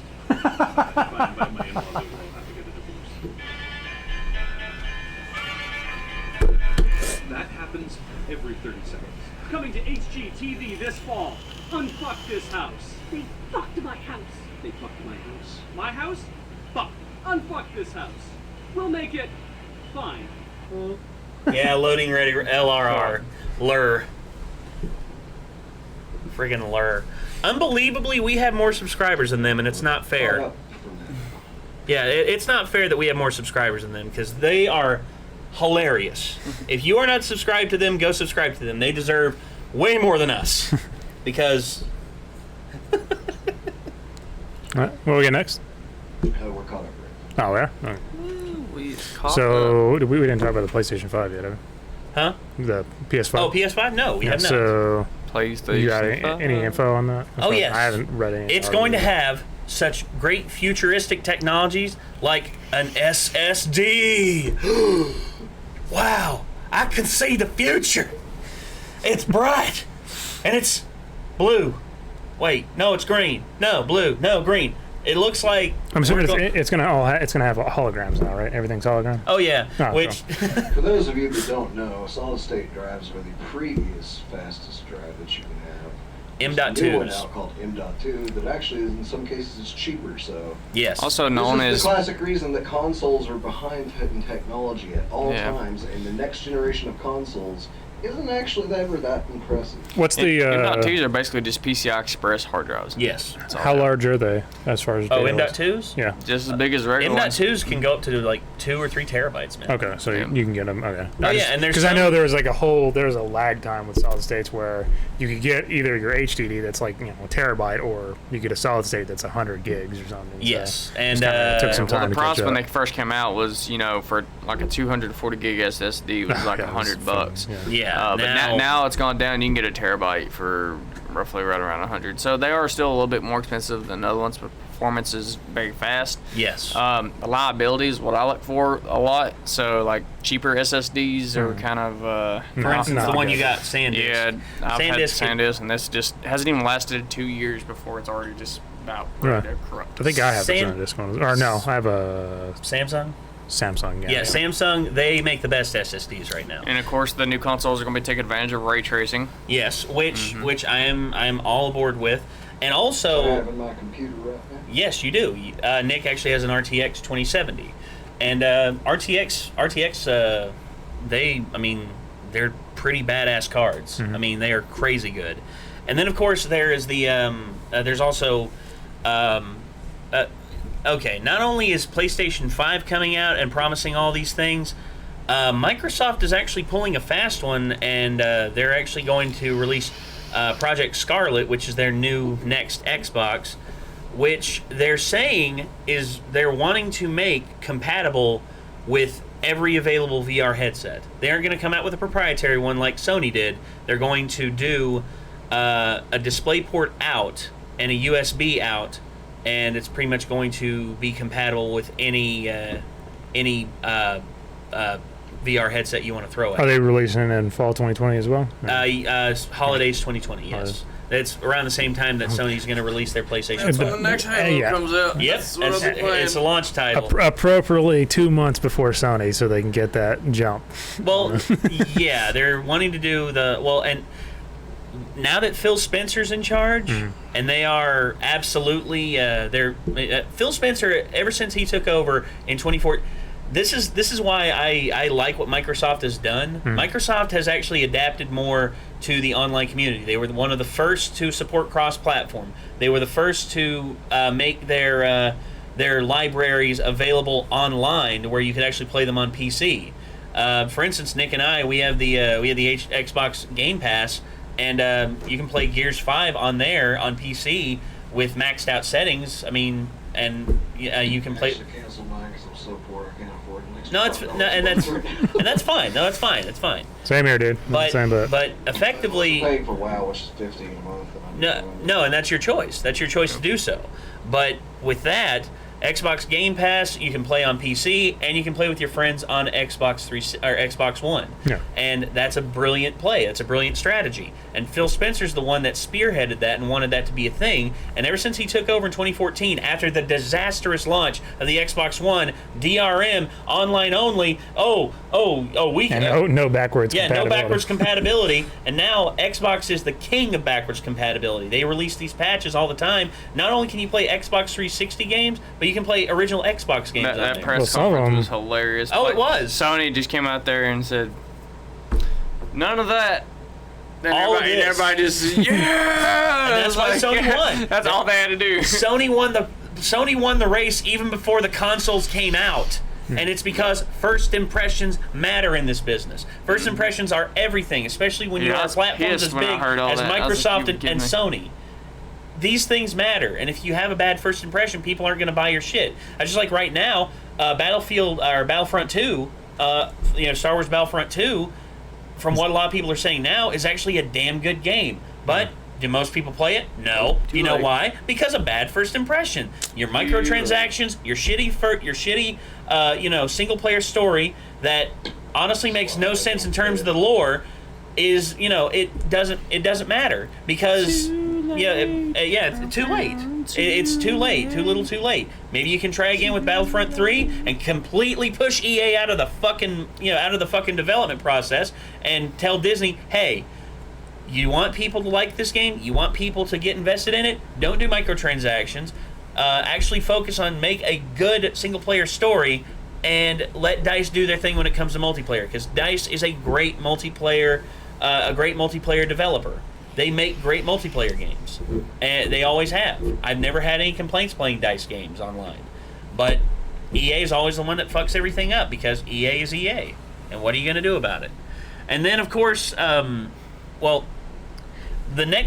visual for what they're promising for the PS4 or PS5 is they're promising at least 6K at 120 FPS whereas Project Scarlet is promising 8K visuals at 120 frames per second, which I don't know. I mean, 8K is not even a standard nowadays. You can't even buy an 8K TV for an affordable price. If you're looking at, I mean, it's as far as eventually they will come out. They're future-proofing themselves. It's kind of like how the PS3 had the HDMI, which was pretty unique. Because did the Xbox 360 have HDMI? Did not in the beginning. later models did. Yeah. It was component cables in the beginning. And then that was back because back in that was the early mid 2000s. Yeah, it was HD versus Blu-ray war. Yeah. Of course, Blu-ray destroyed that one. And the fact that PS3 had Blu-ray was cool too. I have them still somewhere. I have some HD movies, HD DVDs. HD DVDs. But back in the mid 2005s, it was like the S component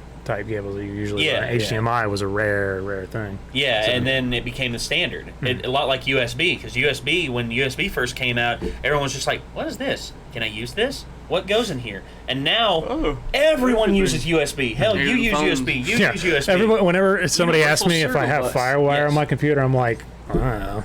I asked you that a while back when I had that old converter, the analog converter. Yeah. FireWire only, and I was like, I have nothing that's FireWired. Even my Mac doesn't have FireWire. It's USB-C. I think I have something on there, but I have to have like some sort of adapter to it. I had to buy a card for it, and that thing just it did not. Of course, you can get with PCs. You can actually put a FireWire PCIe input. That's what I did. Yeah. I had to do a FireWire PCI Express input, and it just ran. Because we worked with a guy. That's the only device that used FireWire. So. Yeah. We worked with a guy a while back that he demanded that we use his camera that are similar to the HMC, but it runs on tape with a FireWire port that you can go. So we literally, to get it on the computer, we had to set the thing up and let it run for the hour and a half that we filmed with it, and have to upload it that way. And it literally, it's that's ridiculous. Demands like that make no sense, because I remember the early days where HD tape cameras, where they were dying out. That was right when I left high school.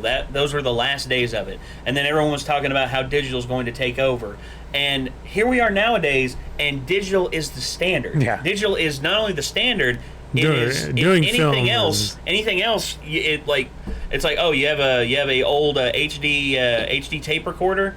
Oh wow, damn, that's archaic. Doing film is very much a novelty. Yes, and hell, even our cell phones are almost at the point of matching that film quality. Well, yeah, especially Samsung Galaxy S10.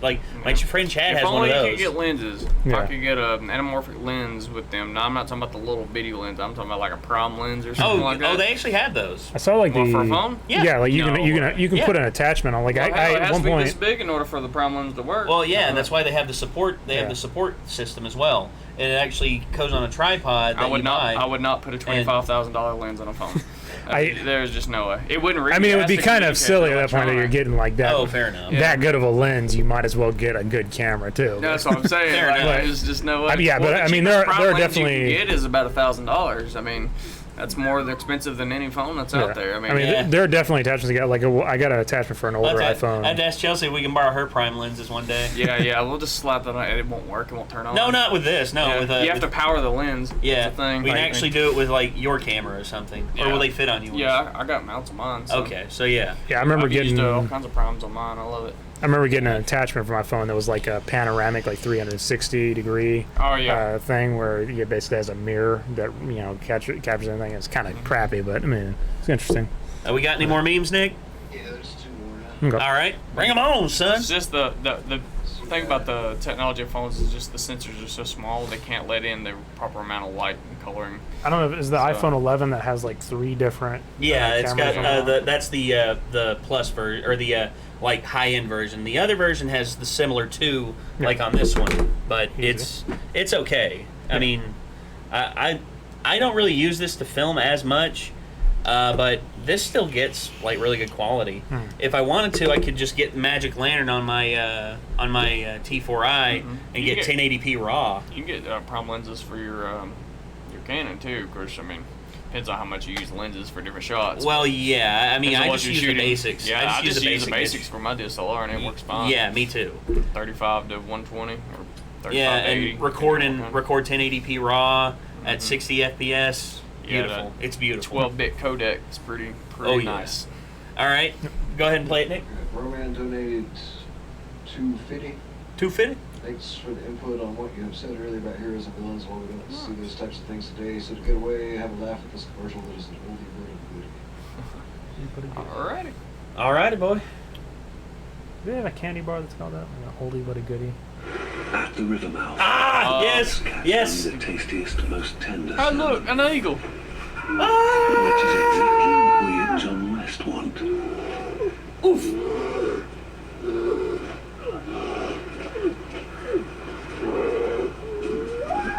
Whatcha?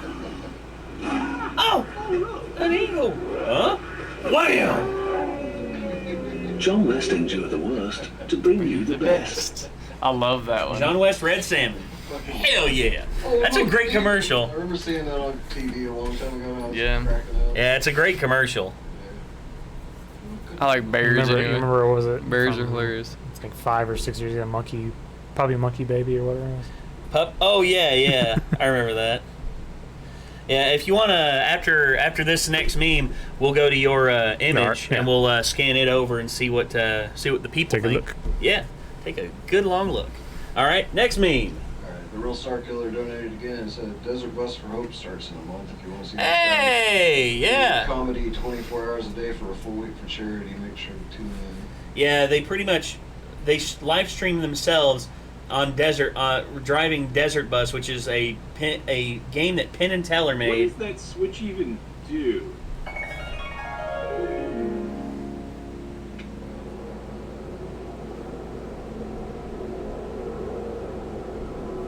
Ah, wouldn't surprise me.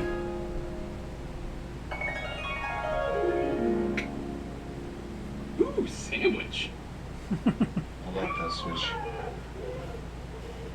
I thought you Oh, I don't want that switch. Okay. 10, 9, 8, 7, 7, 2, pie, double pie, apple strudel, peach cobbler, baked Alaska. Baked Alaska. Ah, here we go. All right, Graham.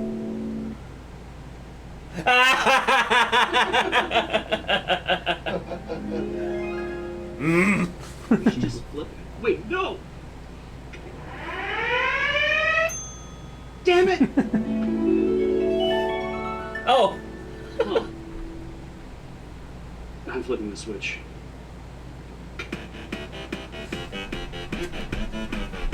Okay.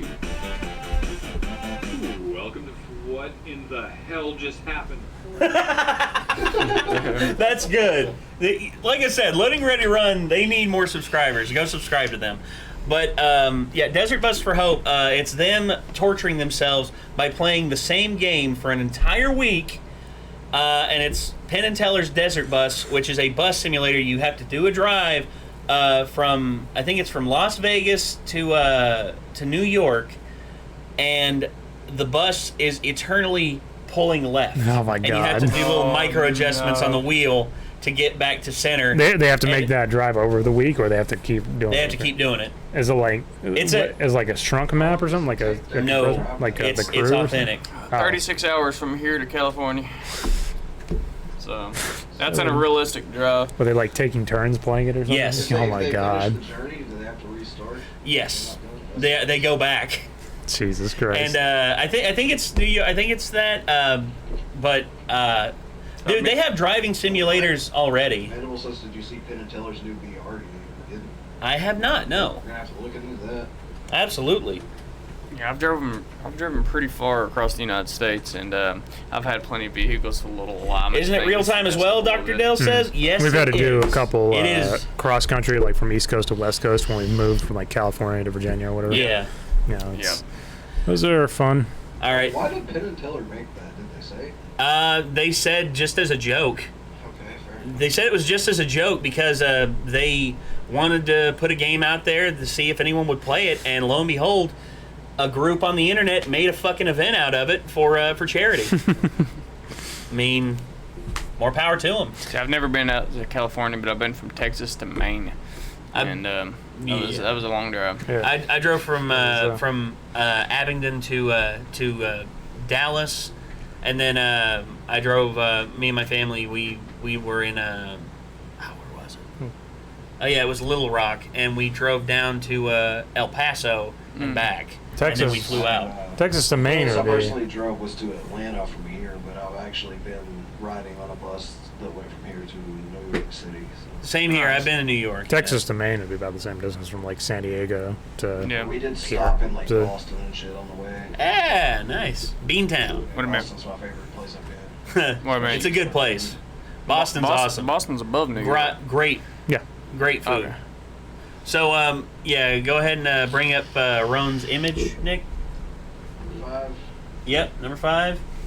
And then It'll be. It's down in the tray. There you go. It'll be super. There it it'll is. be. And then full screen it, and then double click it. Full screen's down in the bottom right hand. They can see the big image on there. They can. All right, and then start over there at the one side. Concept. So, Roan, give us a little bit of a rundown of this character. So this is updated image of Rydina Blixtrid Okamako Wardrick. That's her compound name because she has 3 parents, but she just goes by Rydina Blixtrid. And so, yeah, this is more or less I wanted to get a big image. Basically, I'm breaking up into 2 posters, more or less, but of kind of each her, having each of her weapons, either doing an action pose or relaxing, whatever. And so I got a lot of detailed information on different, her different weapons. Yeah. And I'm trying to make it in kind of a concept art type format where there's you have a lot of your information on the side. As far as kind of where she's born, she's from another star system more or less. Humanity. This is obviously about 600 years in the future, so humanity is spread out to a lot of different star systems. So I kind of like being I'm taking a lot of real world aspects of like what how the world would be. If the UN evolved to be kind of the central authority of humanity and stuff, and so, and in a kind of a good aspect where it's kind of modeled similar to the United States, where states are they have that level of importance in the way of like it's not just humanity is one thing. Everybody has their culture from each of their nations and stuff. So she is from a kind of from like the. I guess what you'd call the reach of my universe. At the edge of what has been explored. No. Like kind of like the central military authority type line. It kind of protects Earth more or less to some degree. It's like where a lot of the military command echelons are and stuff. And so her planet naturally is kind of being a military hub. She's very military oriented and stuff, and even like you can see that like scroll. I don't know if you can scroll down a little bit into the right. Yeah. Her flag kind of has like this, militaristic black and red and gray kind of going on and stuff. You can see there on the left of that, that's the United Nations, Federal Republic of the United Nations flag. Okay. I thought about initially going with just the standard UN flag, but I felt like there should be a little bit of evolution to that. So. I see she's got her weapons that she has there, her melee weapons, the sword and and of course. Like a mini Kanabo almost. So no, it's actually a gravity mace. Oh, okay. Kind of similar to what Osamu Katsu uses for his big, battering ram of a Kanabo. She uses it's kind of more, being precision and stuff. She uses a mace where like those gravity kinetic pulse things. They basically the flanges of the mace would actually focus that down. So when you're getting hit, it's actually a very very narrow point. So it could just like literally, whereas instead of like knocking you across the room, it's like knocking off fucking arms and shit. So it's kind of like a frame drop, except in real life. So almost, basically, when it goes to hit you, it just basically sinks. Yeah, it would. Yeah, at the very least, it's crushing bone at that point. Yeah, it would be. Well, not especially fun against to a beast that's like massive. Yeah. Against like a massive like tank. And like even though like the top of it, she can use it to like to thrust it. It's got like a rounded type emitter, which isn't as focused, but it can still do that kind of like throw somebody across the room. Someone back a good distance. So, not really sure. I haven't determined the power level of them yet. I don't want them to be too OP, but I want them to be. I want them to be at least powerful enough to justify carrying a fucking mace. Well, if anything, the limitations to it can be really drawn to the size. Whereas your one character, he actually is able to do like far more devastating damage, but he's a lot slower with it. Yeah. Whereas hers, on the other hand, she can do more precision-based stuff, and the limit to it is something like, I don't know, what would be a good like using like newtons of thrust and force in terms of. Yeah, I know what you're talking. Well, that's exactly what it'd be like. How much force is being imparted on the, like how much acceleration and stuff. And yeah, I haven't really determined exactly the exact figure, because with like the rail guns and the coil gun type small arms that they're using, I have gone through and kind of figured out the kinetic energy values and stuff. And like for instance, I don't know if I have it on here, but like her battle rifle. With the scaling up of the coil gun effect, the electromagnetic acceleration, it's something closer to like her battle rifle is more on par with like a 20 millimeter anti-tank rifle when it's not necessarily not a bigger round, but the gravitational speed, the velocity. The velocity that's the electromagnetic accelerator is so instead of like 2,400 feet per second, it would be like what? Like 3,000 meters per second or 3,500. Mike Root on here says, looks like a female version of the main character of The Witcher. Kind of does look like she does. Kind of look like. Well, and actually, except her tips of her hair are blue. Funny thing about that, because I didn't really I don't know a whole hell of a lot about The Witcher and stuff. I've actually just recently watched the gameplay for it. So when I was coming up with like different names and stuff, because I've gone through all kinds of iterations of names there. Yeah. I'd actually come up with. I use a site called Behind the Name to kind of get a lot of like as far as.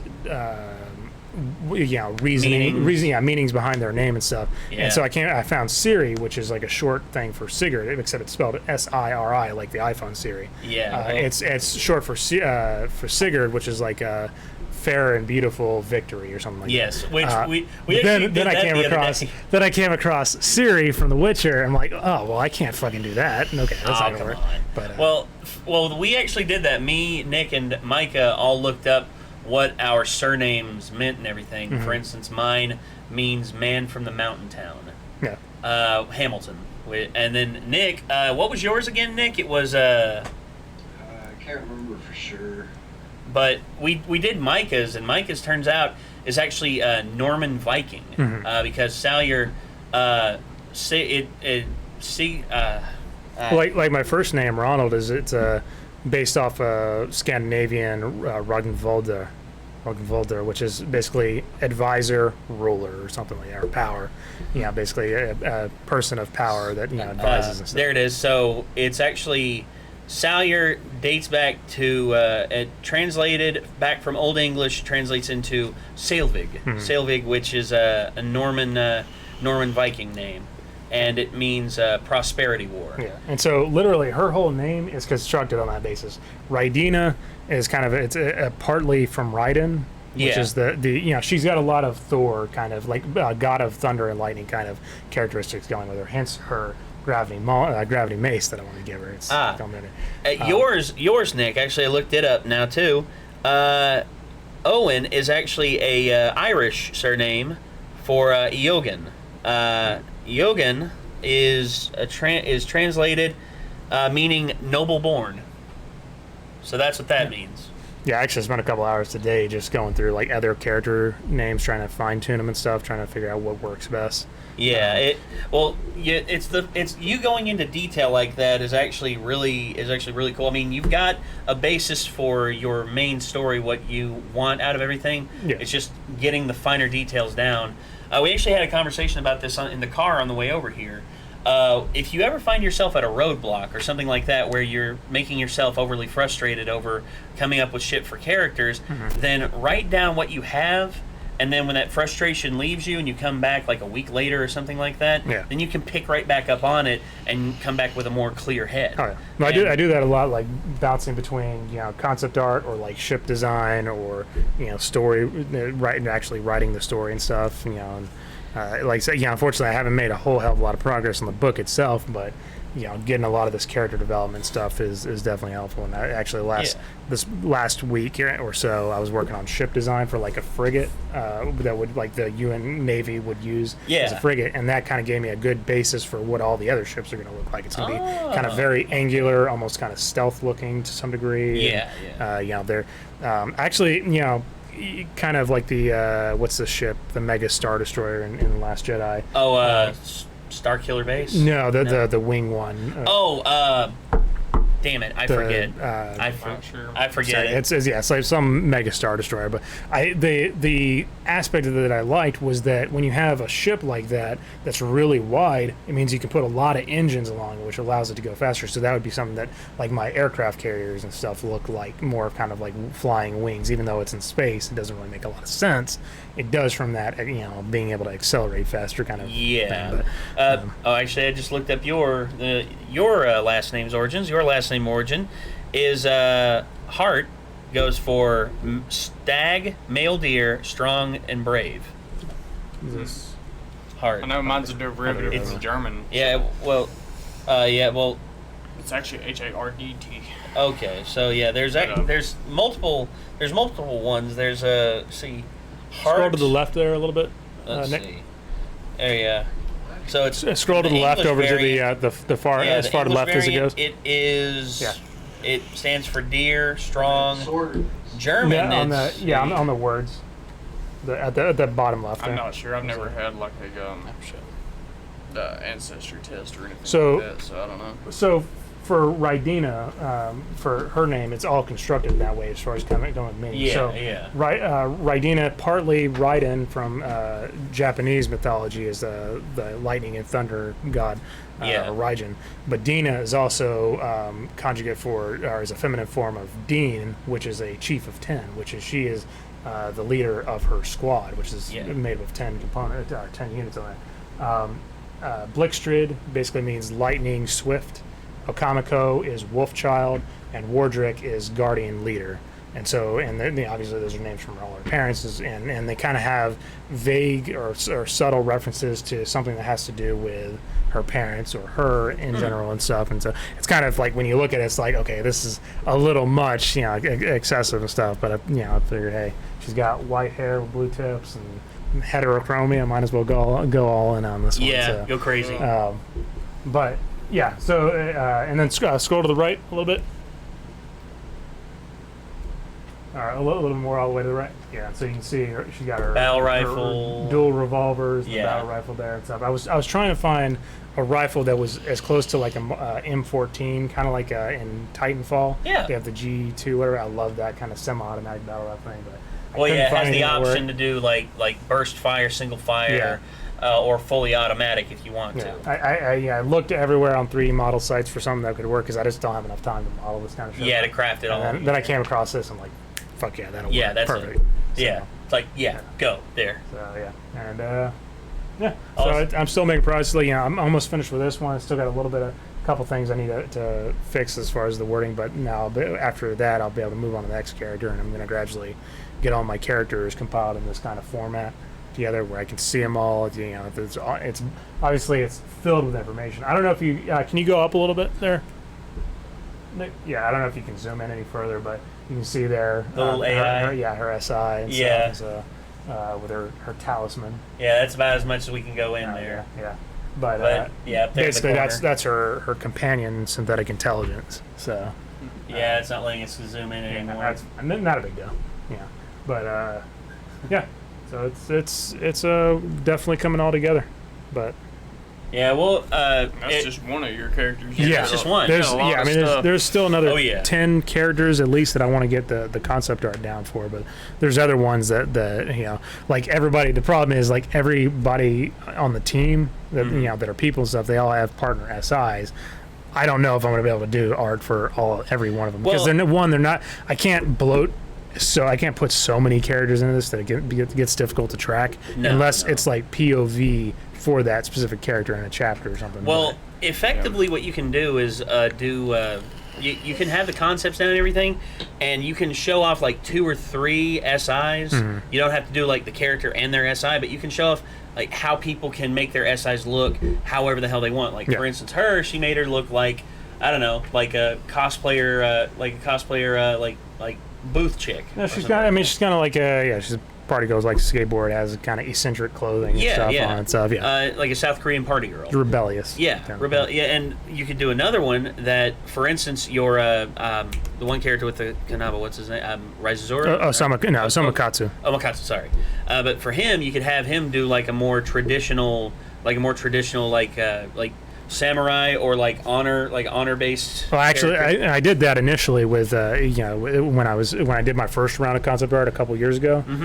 That's what his SI was. You actually can see it, I think, in our trophy case display there. Yeah. He is kind of that samurai thing. I might change it a little bit as far as how his personality is. I imagine him being very kind of like a tactician and kind of straightforward as far as his thinking, but. Yeah, not sure. Yeah, I was also playing around with compassionate and stuff. I have to kind of balance it of how close are they to their human companions versus how far do they differ. I think they should exist effectively be a boundary player. They're aware of their users' boundaries, but they can also not play to their weaknesses, but play upon their impulses. For instance, if Razura here gets a feeling, or Radina gets a feeling that there's something wrong and we need to investigate further, but her command is that she's to pull out. Now she can have the inner thought that maybe I should investigate further or something like that, and her SI is effectively, more rebellious in certain ways. Tells her, let's just tell command that we're waiting for evac, and tell evac to take their sweet time, take the scenic route. Yeah, and I mean, even their thoughts do communicate to the SI because they're neurally linked. And versus Okamatsu, you could have him and his SI be something that is honor driven, but at the same time not stupid. Like, say they have orders to execute this village, or they have orders to do something that he finds morally detestable, but yet he's driven by honor because samurai means to serve. But at the same time, there were Ronin. There were Ronin samurai who honestly had no master, and he could have the tendency to question the orders and question this and that, and like with Osamakatsu, I do have something in mind where like his father he's part of the Spectre Legion, and so he kind of comes from that family tradition. But his father also kind of has some ties to whatever the I guess I actually would probably make it the Yakuza. Space Yakuza. Well, yeah, I mean they basically because I mean the Yakuza isn't exactly it's a little bit more formalized and kind of business-like, and so I do imagine it's surviving a lot more effectively than like a lot of other, organized crime elements that we have now. But it could be, and so it's kind of like a shady thing, like for Samakatsu of how the Yakuza for the most part has adapted to the modern era, and they are more of a political party than they are like a gang like they used to be. Don't get me wrong; they'll still kill somebody if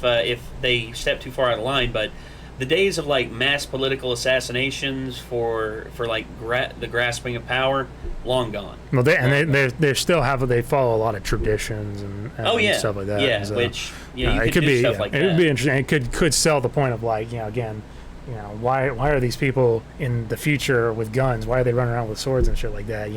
Well, some of it could be kind of tied to like the.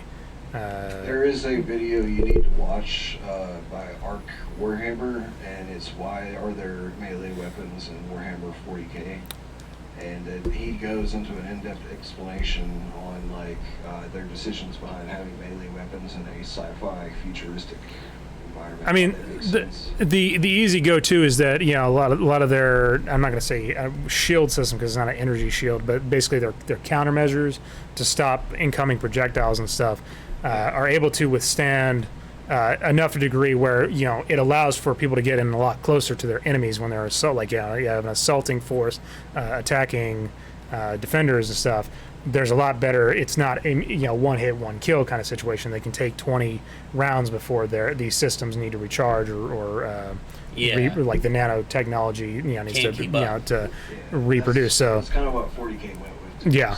Like they have these big space marines with this ridiculous armor, and they're beast motherfuckers. If these 10 guys had these cannons, they could spray him down and possibly hit a weak point at a point. If he's just trying to return fire from a distance. Yeah. But if he just gets up close with a melee weapon, he can absolutely.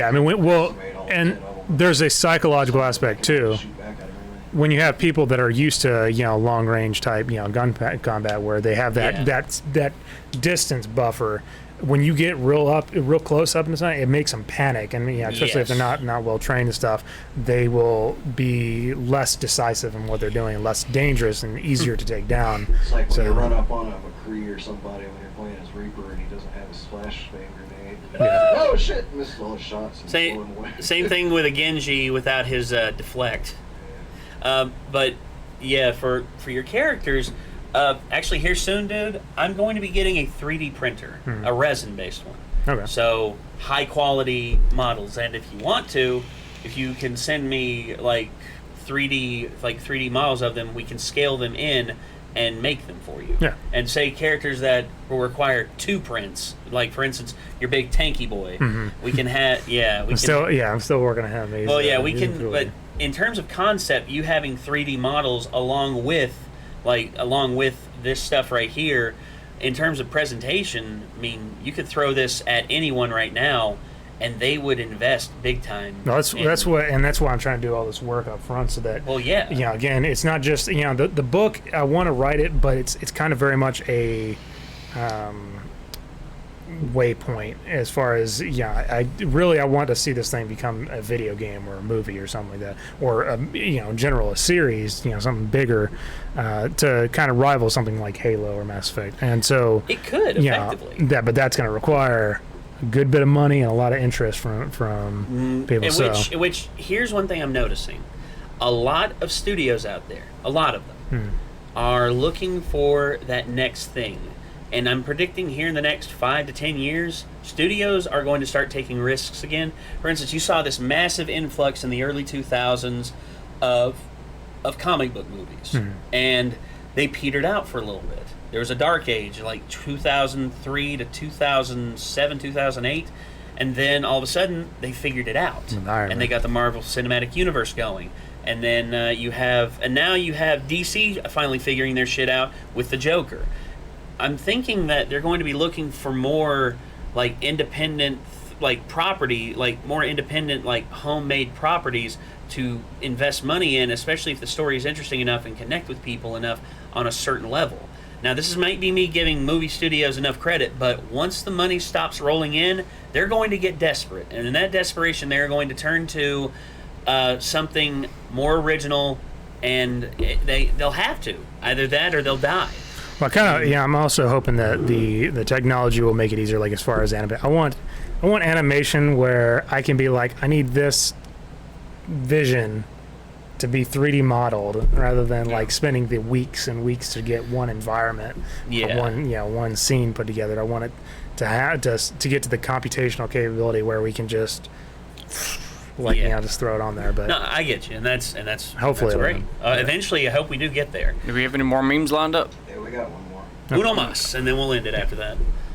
So yeah, thank you for sharing that, Ron. Yeah, there are more to come. You put a lot of work into it. I mean, I've known you for a few years now, and you had a lot of that stuff done before I met you, and it's a lot of it's fine tuning. And before I didn't have any of the weapons. It was just the characters and maybe a melee weapon or something. Yeah. But they didn't have any guns or anything. And now I'm gradually getting to that point. The last thing is to give them real armor, like Halo style armor. Right now, that armor that you saw her in was kind of that's what basic combat gear. If you were in a lighter kind of combat situation, or even just training gear, I want to have some sort of heavy muscular type. Like this? Well, that is kind of more comparable to what she's wearing. I'm talking about like Doom Guy or Master Chief, where it's the armor is segmented, but under it is that thick muscle type suit, that gives them the real like an strength. exosuit. Yeah, and so I haven't found a good thing I found a good suit. It's kind of like based off like the crisis suit kind of. Yeah. The nano suit or whatever it is. Yeah. And it's different enough that I can sell it as like this is the undersuit to it, but I don't have any armor plating, and they all have to have kind of different style of armor to make it, to give them individuality. Well, and yeah. so Well, armor plating, you can effectively do the Halo thing and just color code them in the beginning, or you can go with like personalized armor plates. Yeah. In which the personalized armor plates you can have, for instance, like name plates, or for instance, say you have a heavy character, and on one they have a fist plate that reads Doombringer or something like that, and that you can have like them off of like classic armor sets. Yes. Well, I mean, like Osamu Katsu, he's actually, his armor plating actually does kind of have the samurai, the things that kind of drape down. They kind of off him a little bit. Which and he's got quad protectors. It'll be so jarring because he's gonna have this kick-ass like shoulder-mounted magneto hydrodynamic cannon thing that shoots like molten metal basically at good relativistic speeds. Ooh. The thing from like Mass Effect that the Reapers use, kind of imagine like that. That's nasty. I was thinking like, is it going to be a particle beam or something? I don't want to be a rocket launcher because I got another character that's using micro missiles, so I got to give him some kind of energy based weapon. And like, well, this is like kind of midway into that because it uses a physical projectile, but it's still glowy. And stuff. Yeah. Yes. All right, meme. Nick, play the meme. This is from Freelancer Down. This is a good anime if you guys want to see it.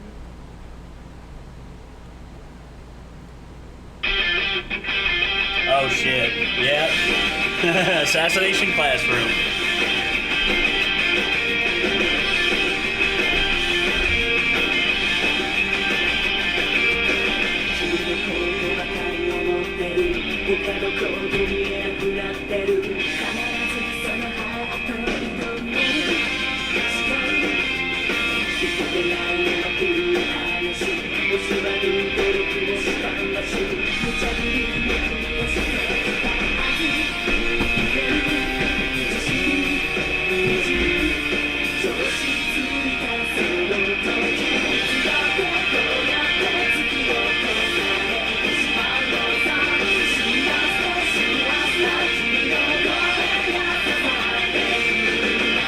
I've never seen or even heard of this. It's pretty crazy. The synopsis of it is, this guy's a teacher, and the main job of his students, their end goal, their in-game thing, they have to try and kill him. That's it. And it's some of the most hilarious shit you'll ever see.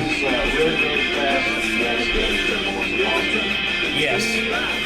They have to try and figure out how to kill him, but it's impossible because they can never get a beat on him.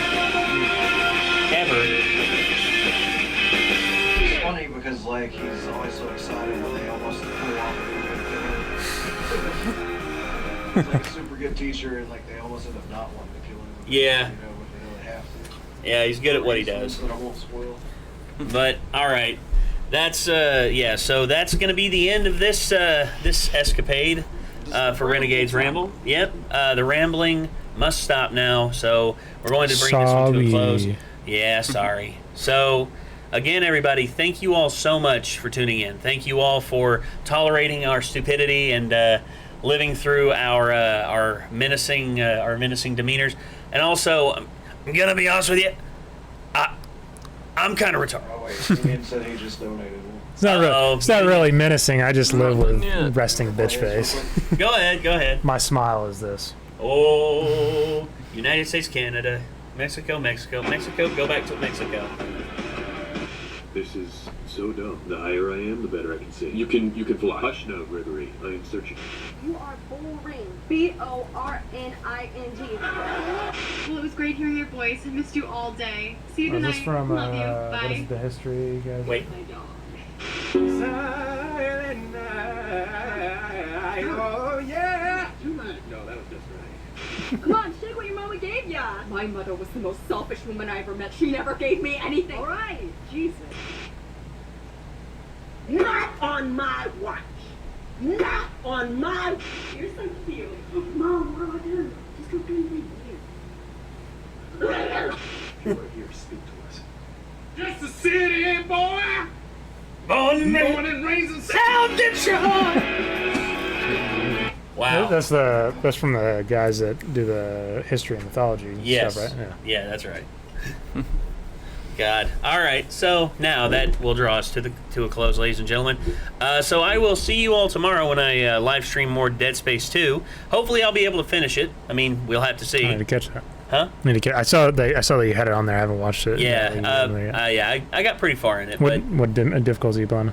Just normal. I'm not gonna be like absolutely ridiculous with it. Yeah. I mean, maybe one day. Impossible. Yeah. God, that mode That's sucks. not possible. I tried it on hard the first time and I got stuck. You got I didn't have no ammo and there was no way to backtrack. Impossible was a nightmare. That was awful. I think I spent 2 weeks doing Impossible. Yeah. It's just fucking because you only have 3 saves. Yep. Anyways. And it's difficult. Very, very difficult. Very difficult. And you always want to save because you're just like, oh, gotta save. Oh no. Like 2 hits will take you down. Yes. Yeah, that's the worst thing. So, ladies and gentlemen, thank you all very much for tuning in for this episode of Renegades Ramble. Again, I mean, we're here every Wednesday, except 2 weeks from now, we will be happening on a Tuesday, and we will be back on Wednesday to do more like VR stuff. So stay tuned for that. And yeah, if you all want to stay tuned for that, then hey, hit that subscribe button, ring that bell, like this video, leave a comment down below or over here in chat, whichever it is. And until next time, signing off, I'm Nate. I'm Jacob. I'm Roan. I'm Nick. And we will see you all in the next one. Peace out.